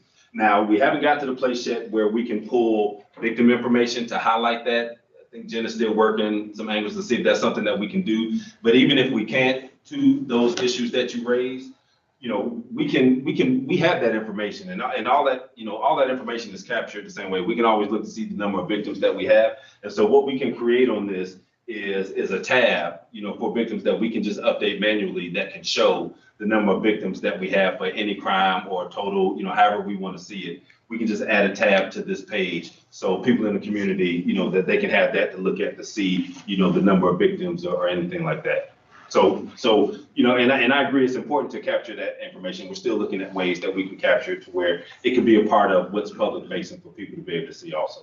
So UCR is different, we report to FBI, and I guess how they look at areas geographically as far as where crimes are occurring and how things are going here. Is that victim based or is that incident based? That's incident based as well. And so that was part of the transition. So at my old agency, when we transitioned from UCR to NIBRS, similar to what I'm talking about now, is we had, because that made crime look different. That's what we all were talking about. It's like, we have to do a lot more incident reports now because of how NIBRS tracks crime versus how UCR track crime. And so that made an impact to what it looked like from year to year. And we just had to, once we started getting the data in, that was part of what we had to communicate out and what we had to report out on. And so yeah, UCR was incident based as well. And then one more question. So Yes, sir. the adjoining locations, what's the clear definition of that? So it doesn't give us a clear definition. And so here's the analogy that I use. So physically, all right, take the parking lot across the street, okay? So if somebody, the time that we've been in here, if somebody would have gone in that parking lot and say they broke into 10 cars, all right, we would do one incident report on that. It's at the same place, and they all did it at the same time, one incident report, same location. Using that same outlook, and so those 10 cars, let's say that those 10 cars are all spread 50 feet away from one another throughout that parking lot, okay? So 10 cars all in the same parking lot, so you got a car right here, car right here, car right here, car right here, car right here, car right there, all in the same parking lot. If we were to lift those same cars up and move them to a subdivision, the exact same 50 feet apart that they are, and drop them down into a subdivision, now those cars are parked at different addresses. The exact same crime and the exact same thing has happened. The only thing that we have changed is the location. And I think in the guidance where it talked about the part of, adjoining locations, but also time and place where it's insignificant, where the location happened, and we can look at that as a single criminal transaction. I think that's the same thing. That's my interpretation of the governance of it, because it's incident based, it's not location based. And so when we have these incidents happen, if typically what we see, and it's not 100%, so I'm not saying that this is 100% science, but typically what we see when we have that cluster all in the same general area is the individual or individuals come in, they hit it real quick, and then they leave. And through the guidance and what I showed, my interpretation of that is that's one incident. We have multiple victims, and all the victims are tracked on there, and we have all of the information, and the report identifies everybody and every location and everything that happened, but that's one incident, as opposed to if somebody comes and we have different incidents at multiple locations at different times. It sounds like the real key with NIBRS is it's much more of an education phase. We're doing the same thing with judges, by the way, which is they pull this data, and it used to be kind of driven in the sense of you looked at each individual activity or each victim as a separate incident. And now it's basically just saying, no, we now have that activity as the associated area, and just kind of getting the public to understand that where this tool really helps is you can see where these clusters are happening. You just have a lot less clarity on seeing what's within that cluster. So my take on NIBRS, and what NIBRS focuses on, NIBRS focuses on the criminal activity, or the criminal act, if you will, in itself, and that is what they are trying to capture here. And like I said, it's not victim based. If it was victim based, then it would be totally different of how it was reported on. Their focus is on the criminal, and all right, if all of us went and did something, then we're all, we're all offenders in that act. Sorry to interrupt again, and I totally understand all that. I guess it's messaging to the community exactly what's going on in Apex. And when you look at it from a reasonable standpoint, it's Jacques Gilbert got impacted by this crime, not one incident report. There's 10 people involved. So I guess my question is, how do we message that to the community about this really impacted crime? So, multiple ways. So if we go into a neighborhood and multiple people their cars have been, broken into and burglarized, we have an internal tracking thing, a significant event log that we report information out and that we share internally. And so everybody has that information. So we know how many, houses got targeted, or how many cars got broken into, or what have you. So we track all of that information, and we know what areas we're having the problems in, so we can target that. So we look at that. We send that out twice a day. It's updated every shift. And that really governs from what our response and what we're trying to target.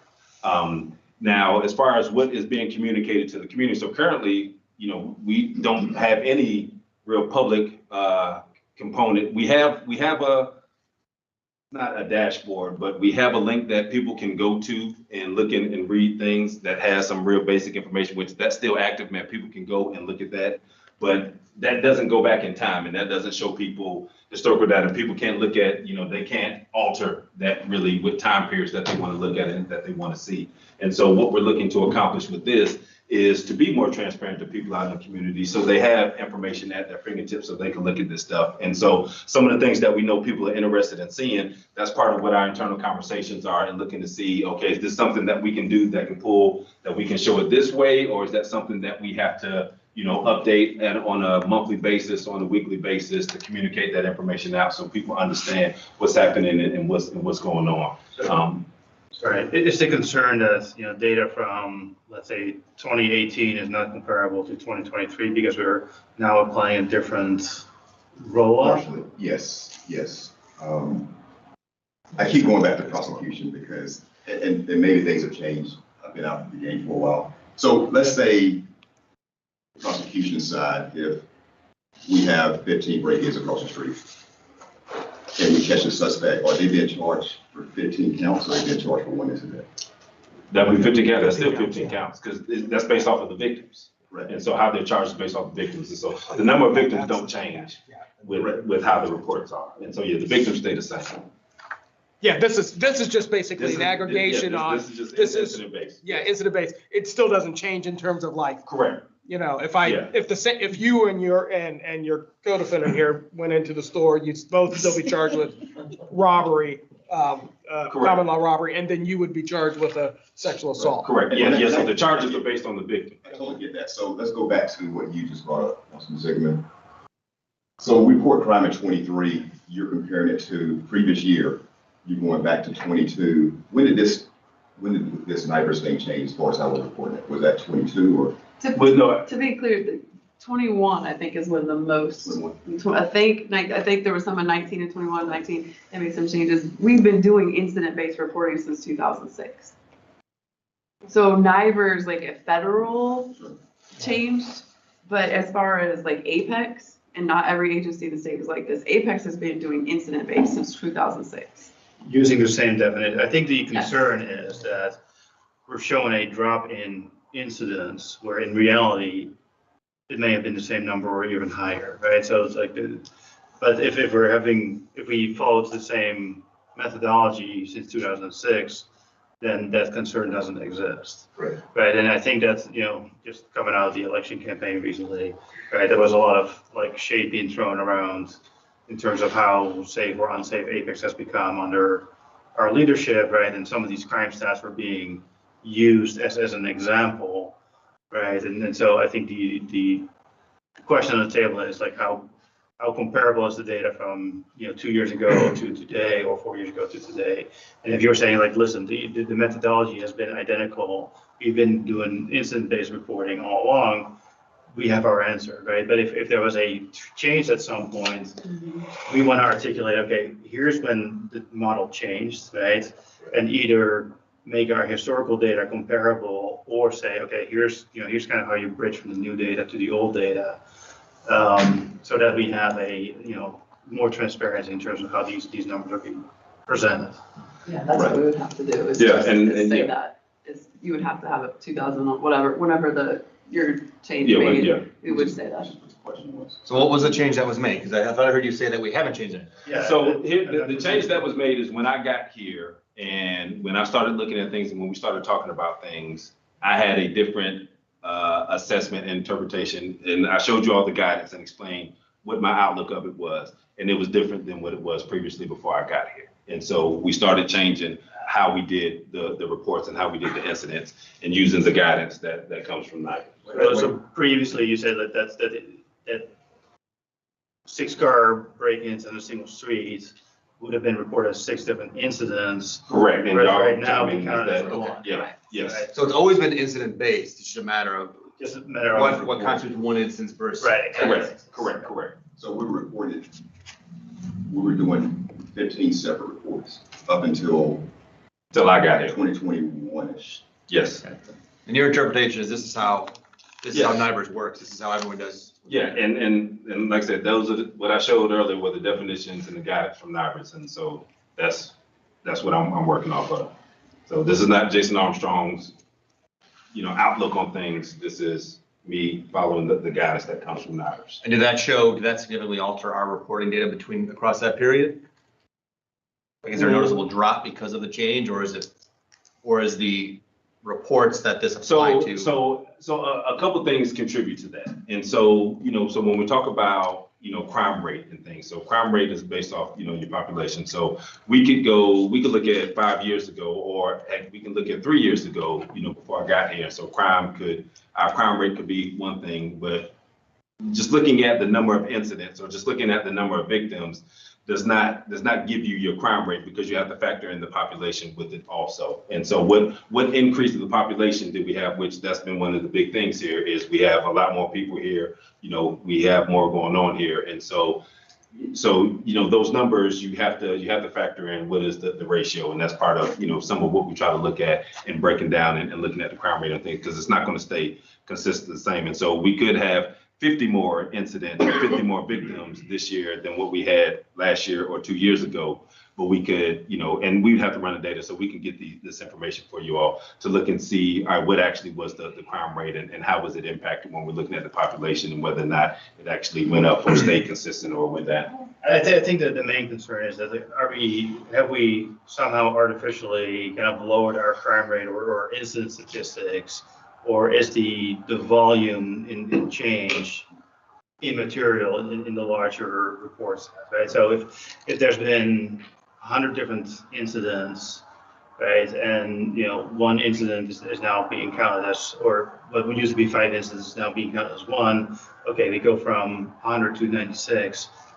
Is that material enough for us to make a disclosure that, hey, we changed methodology, right? Or is it, we had 1,000 incidents and now 1 incident for 5 incidents went to 1. So we went from 1,000 to 996. It's immaterial, right? Like, let's not even worry about it. Make it even more complicated. This is all happening roughly at the same time as the pandemic, which had a massive impact on the overall crime rate. Types of crimes committed for those 2 or 3 years are radically different, and that further puts an asterisk next to that. And so, to the mayor's point, and how we can put this information out and it can be communicated, because the one thing that has never changed with anything is the number of victims that we have and how that's reported on is that's still consistent. And so, if we had 100 victims in 2020, how that's reported on in 23, and our system still shows 100 victims if we had the same number of victims. And so, that can be, captured and reported on. So do we have all the data available to the public, like victim-based metrics? And that's what we're working on and trying to build out. Working toward, thank you. Yeah, working towards, and to build out. I just want to make it clear, this is not, I appreciate what you're doing here, but I do get a lot of calls about it. So I appreciate you addressing it. Mm-hmm. So about the crime rate going up or down, mainly? So the victim is going to be the most granular, so I'll get just very technical. The victim is going to be the most granular level of data that you're going to get to. And so and we have that data, we're trying, Jen and the team, chief, are working to figure out how to get that into this to be displayed, so that we can have as close to an apples to apples as possible. There's never apples, but that's what we're, so the victim, that data is there. It's just, we got to figure out, there's work to pull it into the right place. And make it so that it's updated regularly and not manually. Right. So we are working toward that. So I'd like to get, and it doesn't need to be 2 decimal points of precision, but some assessment of how that's changed, after Chief Armstrong took over, how that may have impacted the overall data sets that we're now considering in terms of incidents. So again, I just try to get a materiality assessment. Is the number big enough for us to, put an asterisk by anything before 2021 and say, hey, the methodology here is different? Or is it so insignificant that, let's not even worry about it? I think what Sean is saying is, like, if that's a concern, just look at the victim-based data. 'Cause that's Right. correct. Right. So there's that, but You okay, can people want to look at pick- incidents and we don't make that disclaimer and all of a sudden we see a drop in incidents. But that drop was not because of less crime activity, it was because of the change in methodology. If we're all about transparency, just put it out there. I mean, just tell the public what it is. Why not? Except for privacy with the victims, right? You wouldn't want them to No, have. no, That's the next, that's another Yeah, issue that's yeah. getting ready to come up. Right. So I'll wrap this one up and then we can move that. So yes, back to your point, I mean, you can't put it out there. And I think there is the asterisk, if you will, to kind of say, here's the change in methodology. I think that is there. I think it's important to have that for transparency, for publication. Mr. Sigmund, to your point, I think as we build out this data that just where, I think we do have the ability, because the data is all there, to say, hey, here's what this number of trend looks like with as the new system on numbers. Here's what it would have looked like maintaining the old system. And then you can compare what those rates maybe look like. And then we can see if there's a difference or not. There may not be a significance, there may not. And regardless, then if there's not, I think you still have a comment on the methodology. Because methodology is important to make sure everyone understands. So, because that's part of the source of your data. So we still need to make that comment regardless. And my thoughts on the so, but we'll get that data's coming. We'll get to the granular level on the victim. And we can do the comparison sometime to get there. In the meantime, we'll get that, sure, the information. So to your point, I think that's going to come up. Like what's up here, what you see. We do have some questions about how we may want to move forward with this because there's some technological challenges that like we can't do, but there's some trade-offs in some of this presentation that are concerning that we need to make sure we want to know what y'all are comfortable with. But it is important for us as we're dealing with this issue to just make sure that we're communicating that the idea of crime rate and whether things are safer or not safer is much more complicated than simply saying X number of crimes were charged, X number of prosecutions took place, X number of people were prosecuted. It is not nearly that simple, as you all know. And the tough part that we have is to help explain the nature of things. This is just simply a way of trying to say, all right, moving the focus to the question of what's the level of what type of crimes are occurring. Because as we look over the last 2 years, remember, 10 years ago, fentanyl wasn't a crime. But now it's our highest component of crime. So you're never going to have a direct apples to apples comparison from one year to the next. But it's up to us to help explain and remind folks that the variables and factors are not binary. There are a number of pieces coming in. That's a good point. And I do want to add, so just clarity, I don't know, is self-initiated involved with this as well? So traffic stops that result in a crime? Or This dashboard is just crime, so it's just gonna be case report just a case information. report, okay. There is another one that is community policing, that is just self-initiated That's activity. Yeah, correct. Yeah, we haven't had that yet. But, to your point, right, like if we're gonna put data out there, we need to have a description of what that data tells us, right? It's like if we're just throwing a bunch of numbers out there without like a data dictionary or something to explain what it is that we're looking at, it's like we might be missing the point, right? Because people are gonna create their own narrative around what the data says, right? And so if we're gonna be publishing this information, it needs to be accompanied by some information as to, okay, here's what this data tells you, right? Yep. Like there needs to be some narrative associated with that so that we can control the narrative instead of letting people spin their own, just looking at a bunch of numbers, because that's what we see happening right now. And that's kind of resulting in the calls. But I mean, the difference between incident and victim, right? Like that's material, right? Because there's going to be many more victims. If Not you look at- necessarily. Let's well, use this as an example. but You've got 3 cars. I break into all 3 cars. You're one victim. Correct. 3 cars. Incident report's going to indicate it in a way that reflects that the real issue is the car's been broken into. So the idea, that's why I say I think the tough part when it comes to these national reportings and as we're trying to do the tracking is we're trying to track and identify a number that is necessarily not a binary question. And another thing that impacts this, somebody just made the point about opioids and what we're seeing with that. And so laws change, you know, as different, you know, people get in legislative positions and agendas change and things, laws at the state level change. And so something that's going to be in our crime data 5 years ago could be completely void today. And so there is no 100%, you know, trade-off in the tragedy because, you know, these things, you know, sometimes are fluid and the law could be on the books and it could be changed, you know, that next year and come off the books. And even, you know, with some of the things that are tracked with NIBRS, you know, they may make changes to it and different things. So there are some things that contribute to, you know, I guess the fluidity, if you will, of some of the crime types and whether or not they're still being used or if there's a change made and so we're not tracking this anymore because it's different. There's some things that apply that way also. I have one last question, and it's just my ignorance. So NIBRS, are there any public-facing dashboards from the FBI or whoever runs NIBRS, or is it purely the local agencies have to pull data and make their own dashboards from it? No, so NIBRS reports out, and so that's where you will see crime data. Like if you went to a website like City Data, you know, .com, one of those websites, they report out, but it's normally like a year or 2 years behind collecting the information and putting out is what you see from them. And the state does one too, you know, after the month is complete, everybody's sending their data from the state. You can go on the state and look at different counties, sometimes different agencies, and kind of see some crime data Is there. the state pulling from NIBRS too?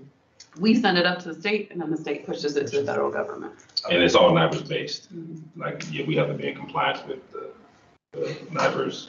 Yeah, that was the old codes. Isaac system. Yeah, codes and things like that. So what you're looking at is something that Jen has been working hard on. And it's our ultimate vision with these dashboards for them to be public facing. So as we're talking about community members, don't have to just go off of what they see on Nextdoor from somebody posting on social media. Man, they have resources they can go to and look and see, you know, what's going on and they can tab on it. And so down here to the left side where my cursor is we have different offense categories. And so you can check on something and it will change, you know, the map, it will change the numbers or it should change the numbers to show, well, yeah, it didn't change the numbers. So it might. It did. Okay, it did. All right, I can't see it from here. The middle ones. And so the map that you see here, and this is what Sean was alluding to earlier. And so in talking through this, we set this map up as a heat signature map. And so it's showing, you know, a general area of where whatever crime you may be interested in seeing of where it is. Some of the concern, if you will, or potential challenge with this is, you know, I can zoom in on this map. And so although it's a heat map and it's just showing an area, if I zoom in enough, it may, you know, zoom in, or it's going to zoom into just really a singular dot.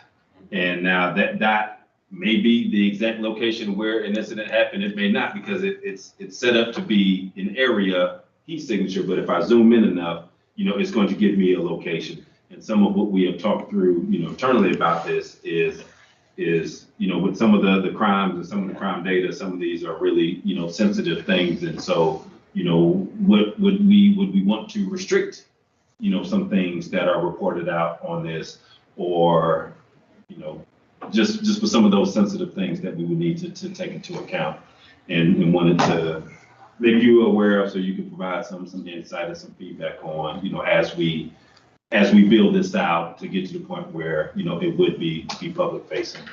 Can the map be not zoomed in so far? Can you control that? No, We the don't map, yeah, the map's So going to be on these- here. These are the technical. Correct, yeah, this is just, you know, where, as we're finding, the technology is the technology. If you have the map, you can zoom in on it.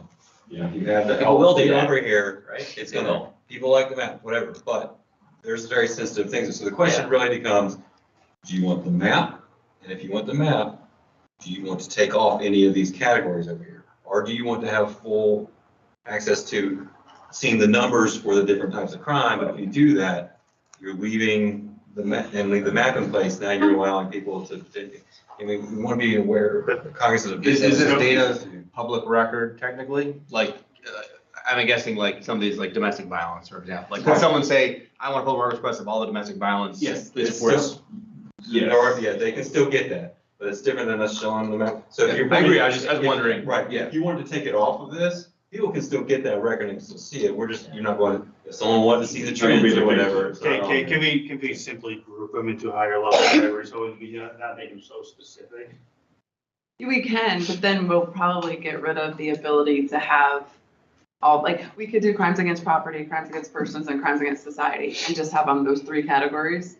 And so we could turn those on, but we would lose the ability for people to be specific. Like, if they're looking at this because they saw a police officer in their neighborhood at 4 a.m. on Saturday and they want to know what's going on, then they look at car break-ins, then they can see, was that a car break-in? Or if they look at it to see, oh, was that a DWI? We're gonna lose that ability. So it's totally up to you what you want to see. Another thing we could do is just have a static map of the last 30 days of crime in general. You know what I mean? And then maybe that filter doesn't work on the map. The map is just a 30-day last snapshot of crime map. You know what I mean? So that there's a few options. And so how is this map different from the LexisNexis map that we already have publicly posted? Very similar, except for this one is kind of a contour map instead of individual points, which that one can do a density map as well.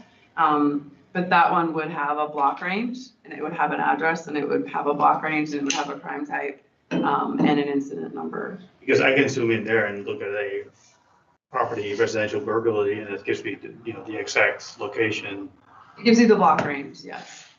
Yeah, I mean, for all intents and purposes, it's right on top of somebody's house here, so. I have a quick question. And I don't know that rapes are on there. Can you look? Because I know that had changed at one point, but I'm not sure. Kind of what we're asking. Correct. I thought that they were excluded at one point. So right now, it's got zones up here.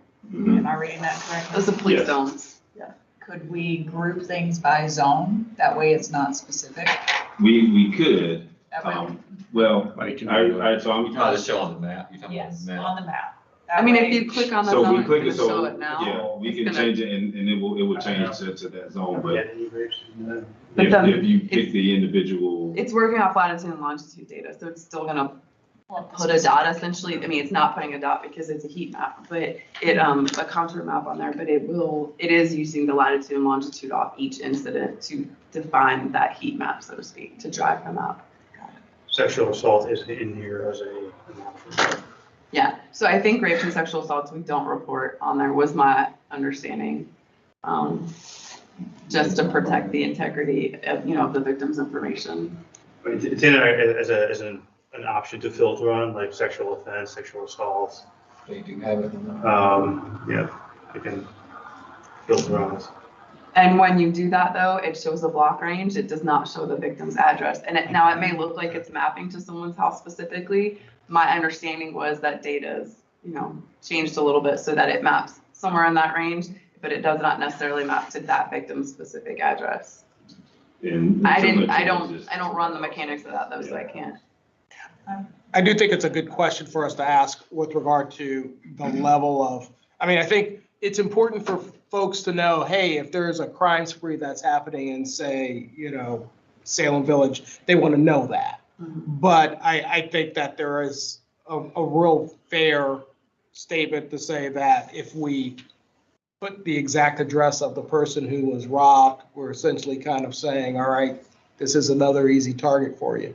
Yeah, Or and so, yeah, and the address, re-victimizing them. the address wouldn't go anywhere on here. It's just, like I said, that will show up if you zoom in, far enough on it. I know another issue with EPA is the neighborhoods that are polluted, they have told us, please stop telling the world we're polluted because you're hurting our housing value, you're hurting our morale in our neighborhood. I'm not sure if that's consideration here, but we get that a lot. We know we're polluted and we're trying to fix it, but the world doesn't need to know. I'm not sure that's. I think there's a balance here between the right of the public to know what's going on in transparency and the rights of the victims of these crimes to not necessarily have a dot on their map advertising they were assaulted or raped or something. And so, the map can be taken out. Yeah. And that's part of why we wanted to bring this to you all, is you're having this conversation and what transparency looks like and what does the community have So access at the fingertips, you know. we Just wanted to hear throw a from- stake in the ground, like I like the idea earlier of having the map just on broader categories, like being able to map overall crime against people, against property, against society, like you're saying, that sounds great, but still being able to filter on the charts and the aggregate data based on whatever you want. That's possible?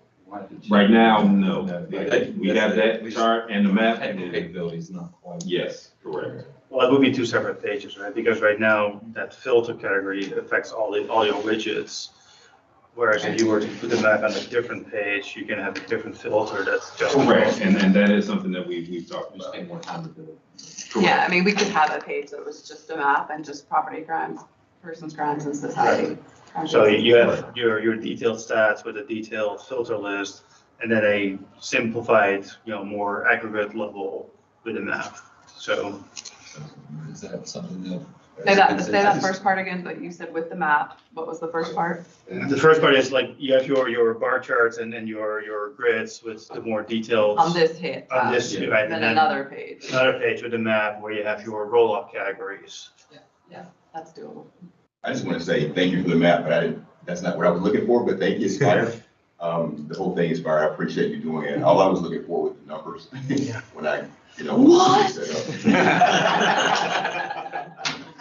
It's a little late. I'm sorry. Yeah. Yeah, I agree. We have consensus on that then, so on this, Yeah.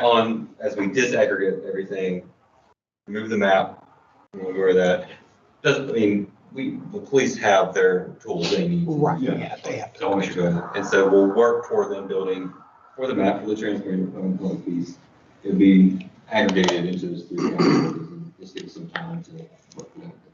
Okay, all right, that helps.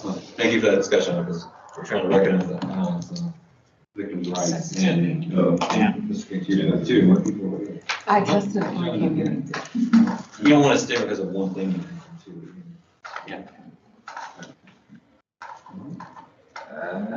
We're gonna see if this is going to work. I mean, I could remote into my computer. All right, now here we go, yeah. All right, so, there's one other dashboard that we built out, that, is part of our initiative, public facing and provide community with information. So this one right here, is really capturing, our self-initiated activity, around community policing. One initiative that we launched, was it January of this year, or was it? January 1st of this year. Yeah, so January 1st of this year. You see we have a drop down right here, is we built out a new platform in our CAD system of just all the different ways that we can define community policing in all the different categories. When we look at what do we do as a police department out in the community, and getting, information and feedback from officers to where they have a lot of options and choices to really get granular with recording what it is that they're doing on a daily basis with things. And so, this would be public facing to where community members could go on and look and see what does our activity look like, around town in general, or the same, we could click on a zone if somebody wanted to see a zone or different things like that. And I know it's really hard to see Yeah. in here. Each one has its own little icon at the bottom right or the top right, depending, where you can expand this and you can look at this. On the computer screen, I promise it's a lot better, but they can also expand it to a full page so you could see just that chart or just the map or whatever. And so, a big component of this, and I don't know how well y'all can see this, is when we look at this, and the concept behind this is how are we being responsive to issues, how are we being responsive to concerns? And there's two main drivers that we have for that. And one, where is the data driving us? Where are we seeing the crime spikes? Where are we seeing the crime trends? But then also, what are community complaints and community concerns coming in, and where is that driving us? And now with this, and what we built out in the CAD system, the officers that are out there have options that they can track and capture all of this stuff of what they're doing. And so, if we have vehicle break-ins in a neighborhood and now officers going and doing patrols out there for that specific reason, they have a code that they can use where this is crime-driven, this is data-driven. While I'm over here right now, we can track those efforts and see what we're doing in that space. No different than if a community member calls in or submits one of our electronic forms that, hey, they're speeding on this street right here in this neighborhood, and nobody stops at the stop sign. if an officer goes over there for that reason, for that purpose, to investigate that, and we now have a code in the system that tracks it that granular as to what the officer is doing with their time. And so I really look at this as our community accountability piece, because if a community member, takes the time to submit that concern to us, submit that complaint to us, then, and they know about this, and we've educated and done everything where community members know about this, then they can come to this map a week later, 2 weeks later, and they can look at this and they can see what has our activity been in response to what information they brought to our concern and whatnot, or what we're doing in their neighborhood, or if they see on Nextdoor that, all right, we had some vehicle break-ins one night. What is Apex Police doing in my neighborhood to try to, combat this and different things. And so, of course, it works all the same way now. And there is no concerns with this map. This is our activity. So there's nothing sensitive about this. It's just really, a tool that we hope will be valuable for our community members to look and see what's going on, look and see what effort and energy we're throwing at issues.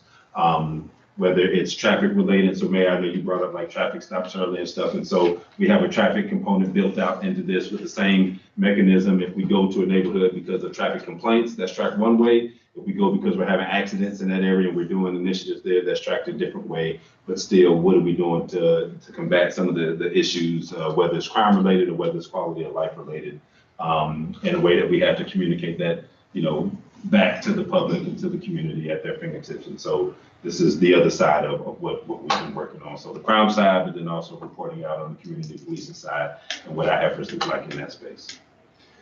And this data we use, putting on my crime hat with my buddy Sean here.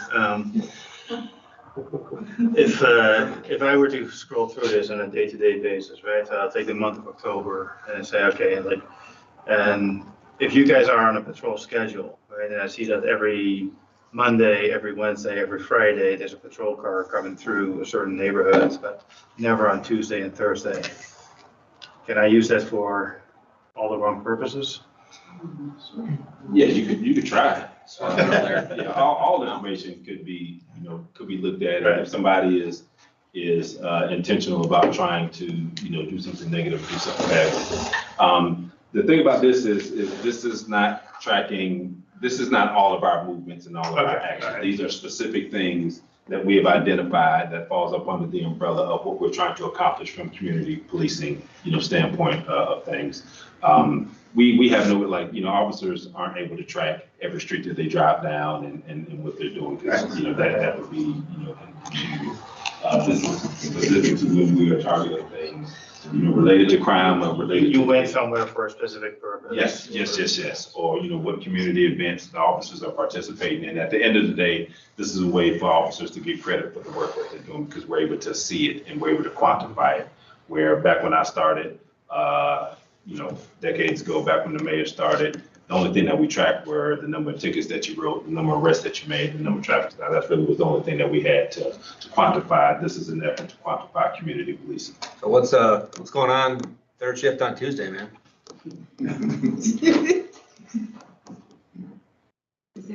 Yeah, and on here, you should be able to click on this. Yeah. You see now at the map. So, all right, well, and Captain Best left. And so, remember, this is self-initiated activity.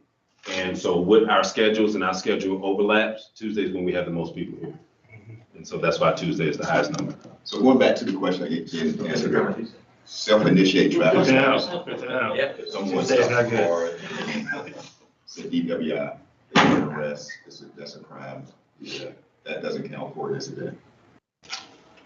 On here, no, that's counted. If it's a DWI arrest, then that would be on the crime one, and there was a DWI tab on that. So the self-initiated does impact it. Basically. If it's crime, if it turns into a crime, yeah, because if you can go back to that. I thought we took traffic stops off here because that was. Yeah, on this one, it's not. But if it was Say that again? if it was a DWI, if you can go back to the other map and see if we have DWI on there. And if it's not, I mean, we can add that. We can add that anyway. It's just a question. It doesn't impact the overall crime with as far as external force. Yeah. So DWI is right there. I guess, is the mayor asking, or maybe I would ask it, is there overlap between these two dashboards, or is it strictly a crime or other? Or if someone turns into a crime, does it go to this dashboard and not the other? There shouldn't be overlap. There shouldn't be overlap. One is Yeah, self-initiated so, activity, so, and it's only community policing. correct, and So so. I- DWI would not be considered community policing. And so to explain it, so if I went to an area because, all right, the data is telling me that we have a problem here. And so I log in that, all right, I'm here and I use one of these codes to track that I'm here for this traffic related issue from crime data or for traffic data. And then I make a traffic stop. I'm calling out a traffic stop. So the traffic stop is going to be tracked separately and differently from what I'm there for. So if that traffic stop leads to a DWI arrest, that's a separate incident. That's not tracked under the community policing stuff. Is that what you're asking, or? There may be some overlap, so I have the representation of both, on both sides. I went here for a reason, and while I was here, I spotted a crime in progress and I stopped it, right? And so now there's an And incident. then that's a separate, yes, that's a separate thing, yes. Well, I appreciate the data gathering. I think it's very useful. But I will flag one concern I have. And I don't know, I'm sure this has risen to kind of the questions that you've been trying to address, but I like cops policing and not necessarily doing a lot of data input. So is this gonna detract them from doing the job, which is ensuring safety? In what way? The data gathering, making sure that they're putting in codes and stuff like that. It shouldn't, I mean, this is the click of a button in the car, so they're not, they're not having to type anything in with this or anything, it's a. Just a click, and drop it's down, just a- boom. Yeah, it's just a click. I have to say, I think the community policing board is pretty awesome. I mean, that is showing, what we're doing, how we're responding to the community and how we're engaging with the community in productive ways. So I love it. I think y'all are doing a wonderful job on that. Can't wait to see it live. That was the last thing I had to show. I don't know what's going on with the. They're still live. Yeah, that was the last piece. All right. That's Anything all. else? That is all I have, Mr. Shaw, anything else? Appreciate Keith and his team, Jim did the work with that, and everyone's saying, Chris is coming, Chief Colonel. So thank you, everybody. And I do have one question. We don't have to do it right here, right now, but for follow-up. Can we get a status on the civilian advisory boards that we talked about last time we had the work session? So I sent an email about that Yes, earlier sir. this week. about Earlier this staff. week. All right. All right. Anything else? All right, appreciate everyone. Meet you.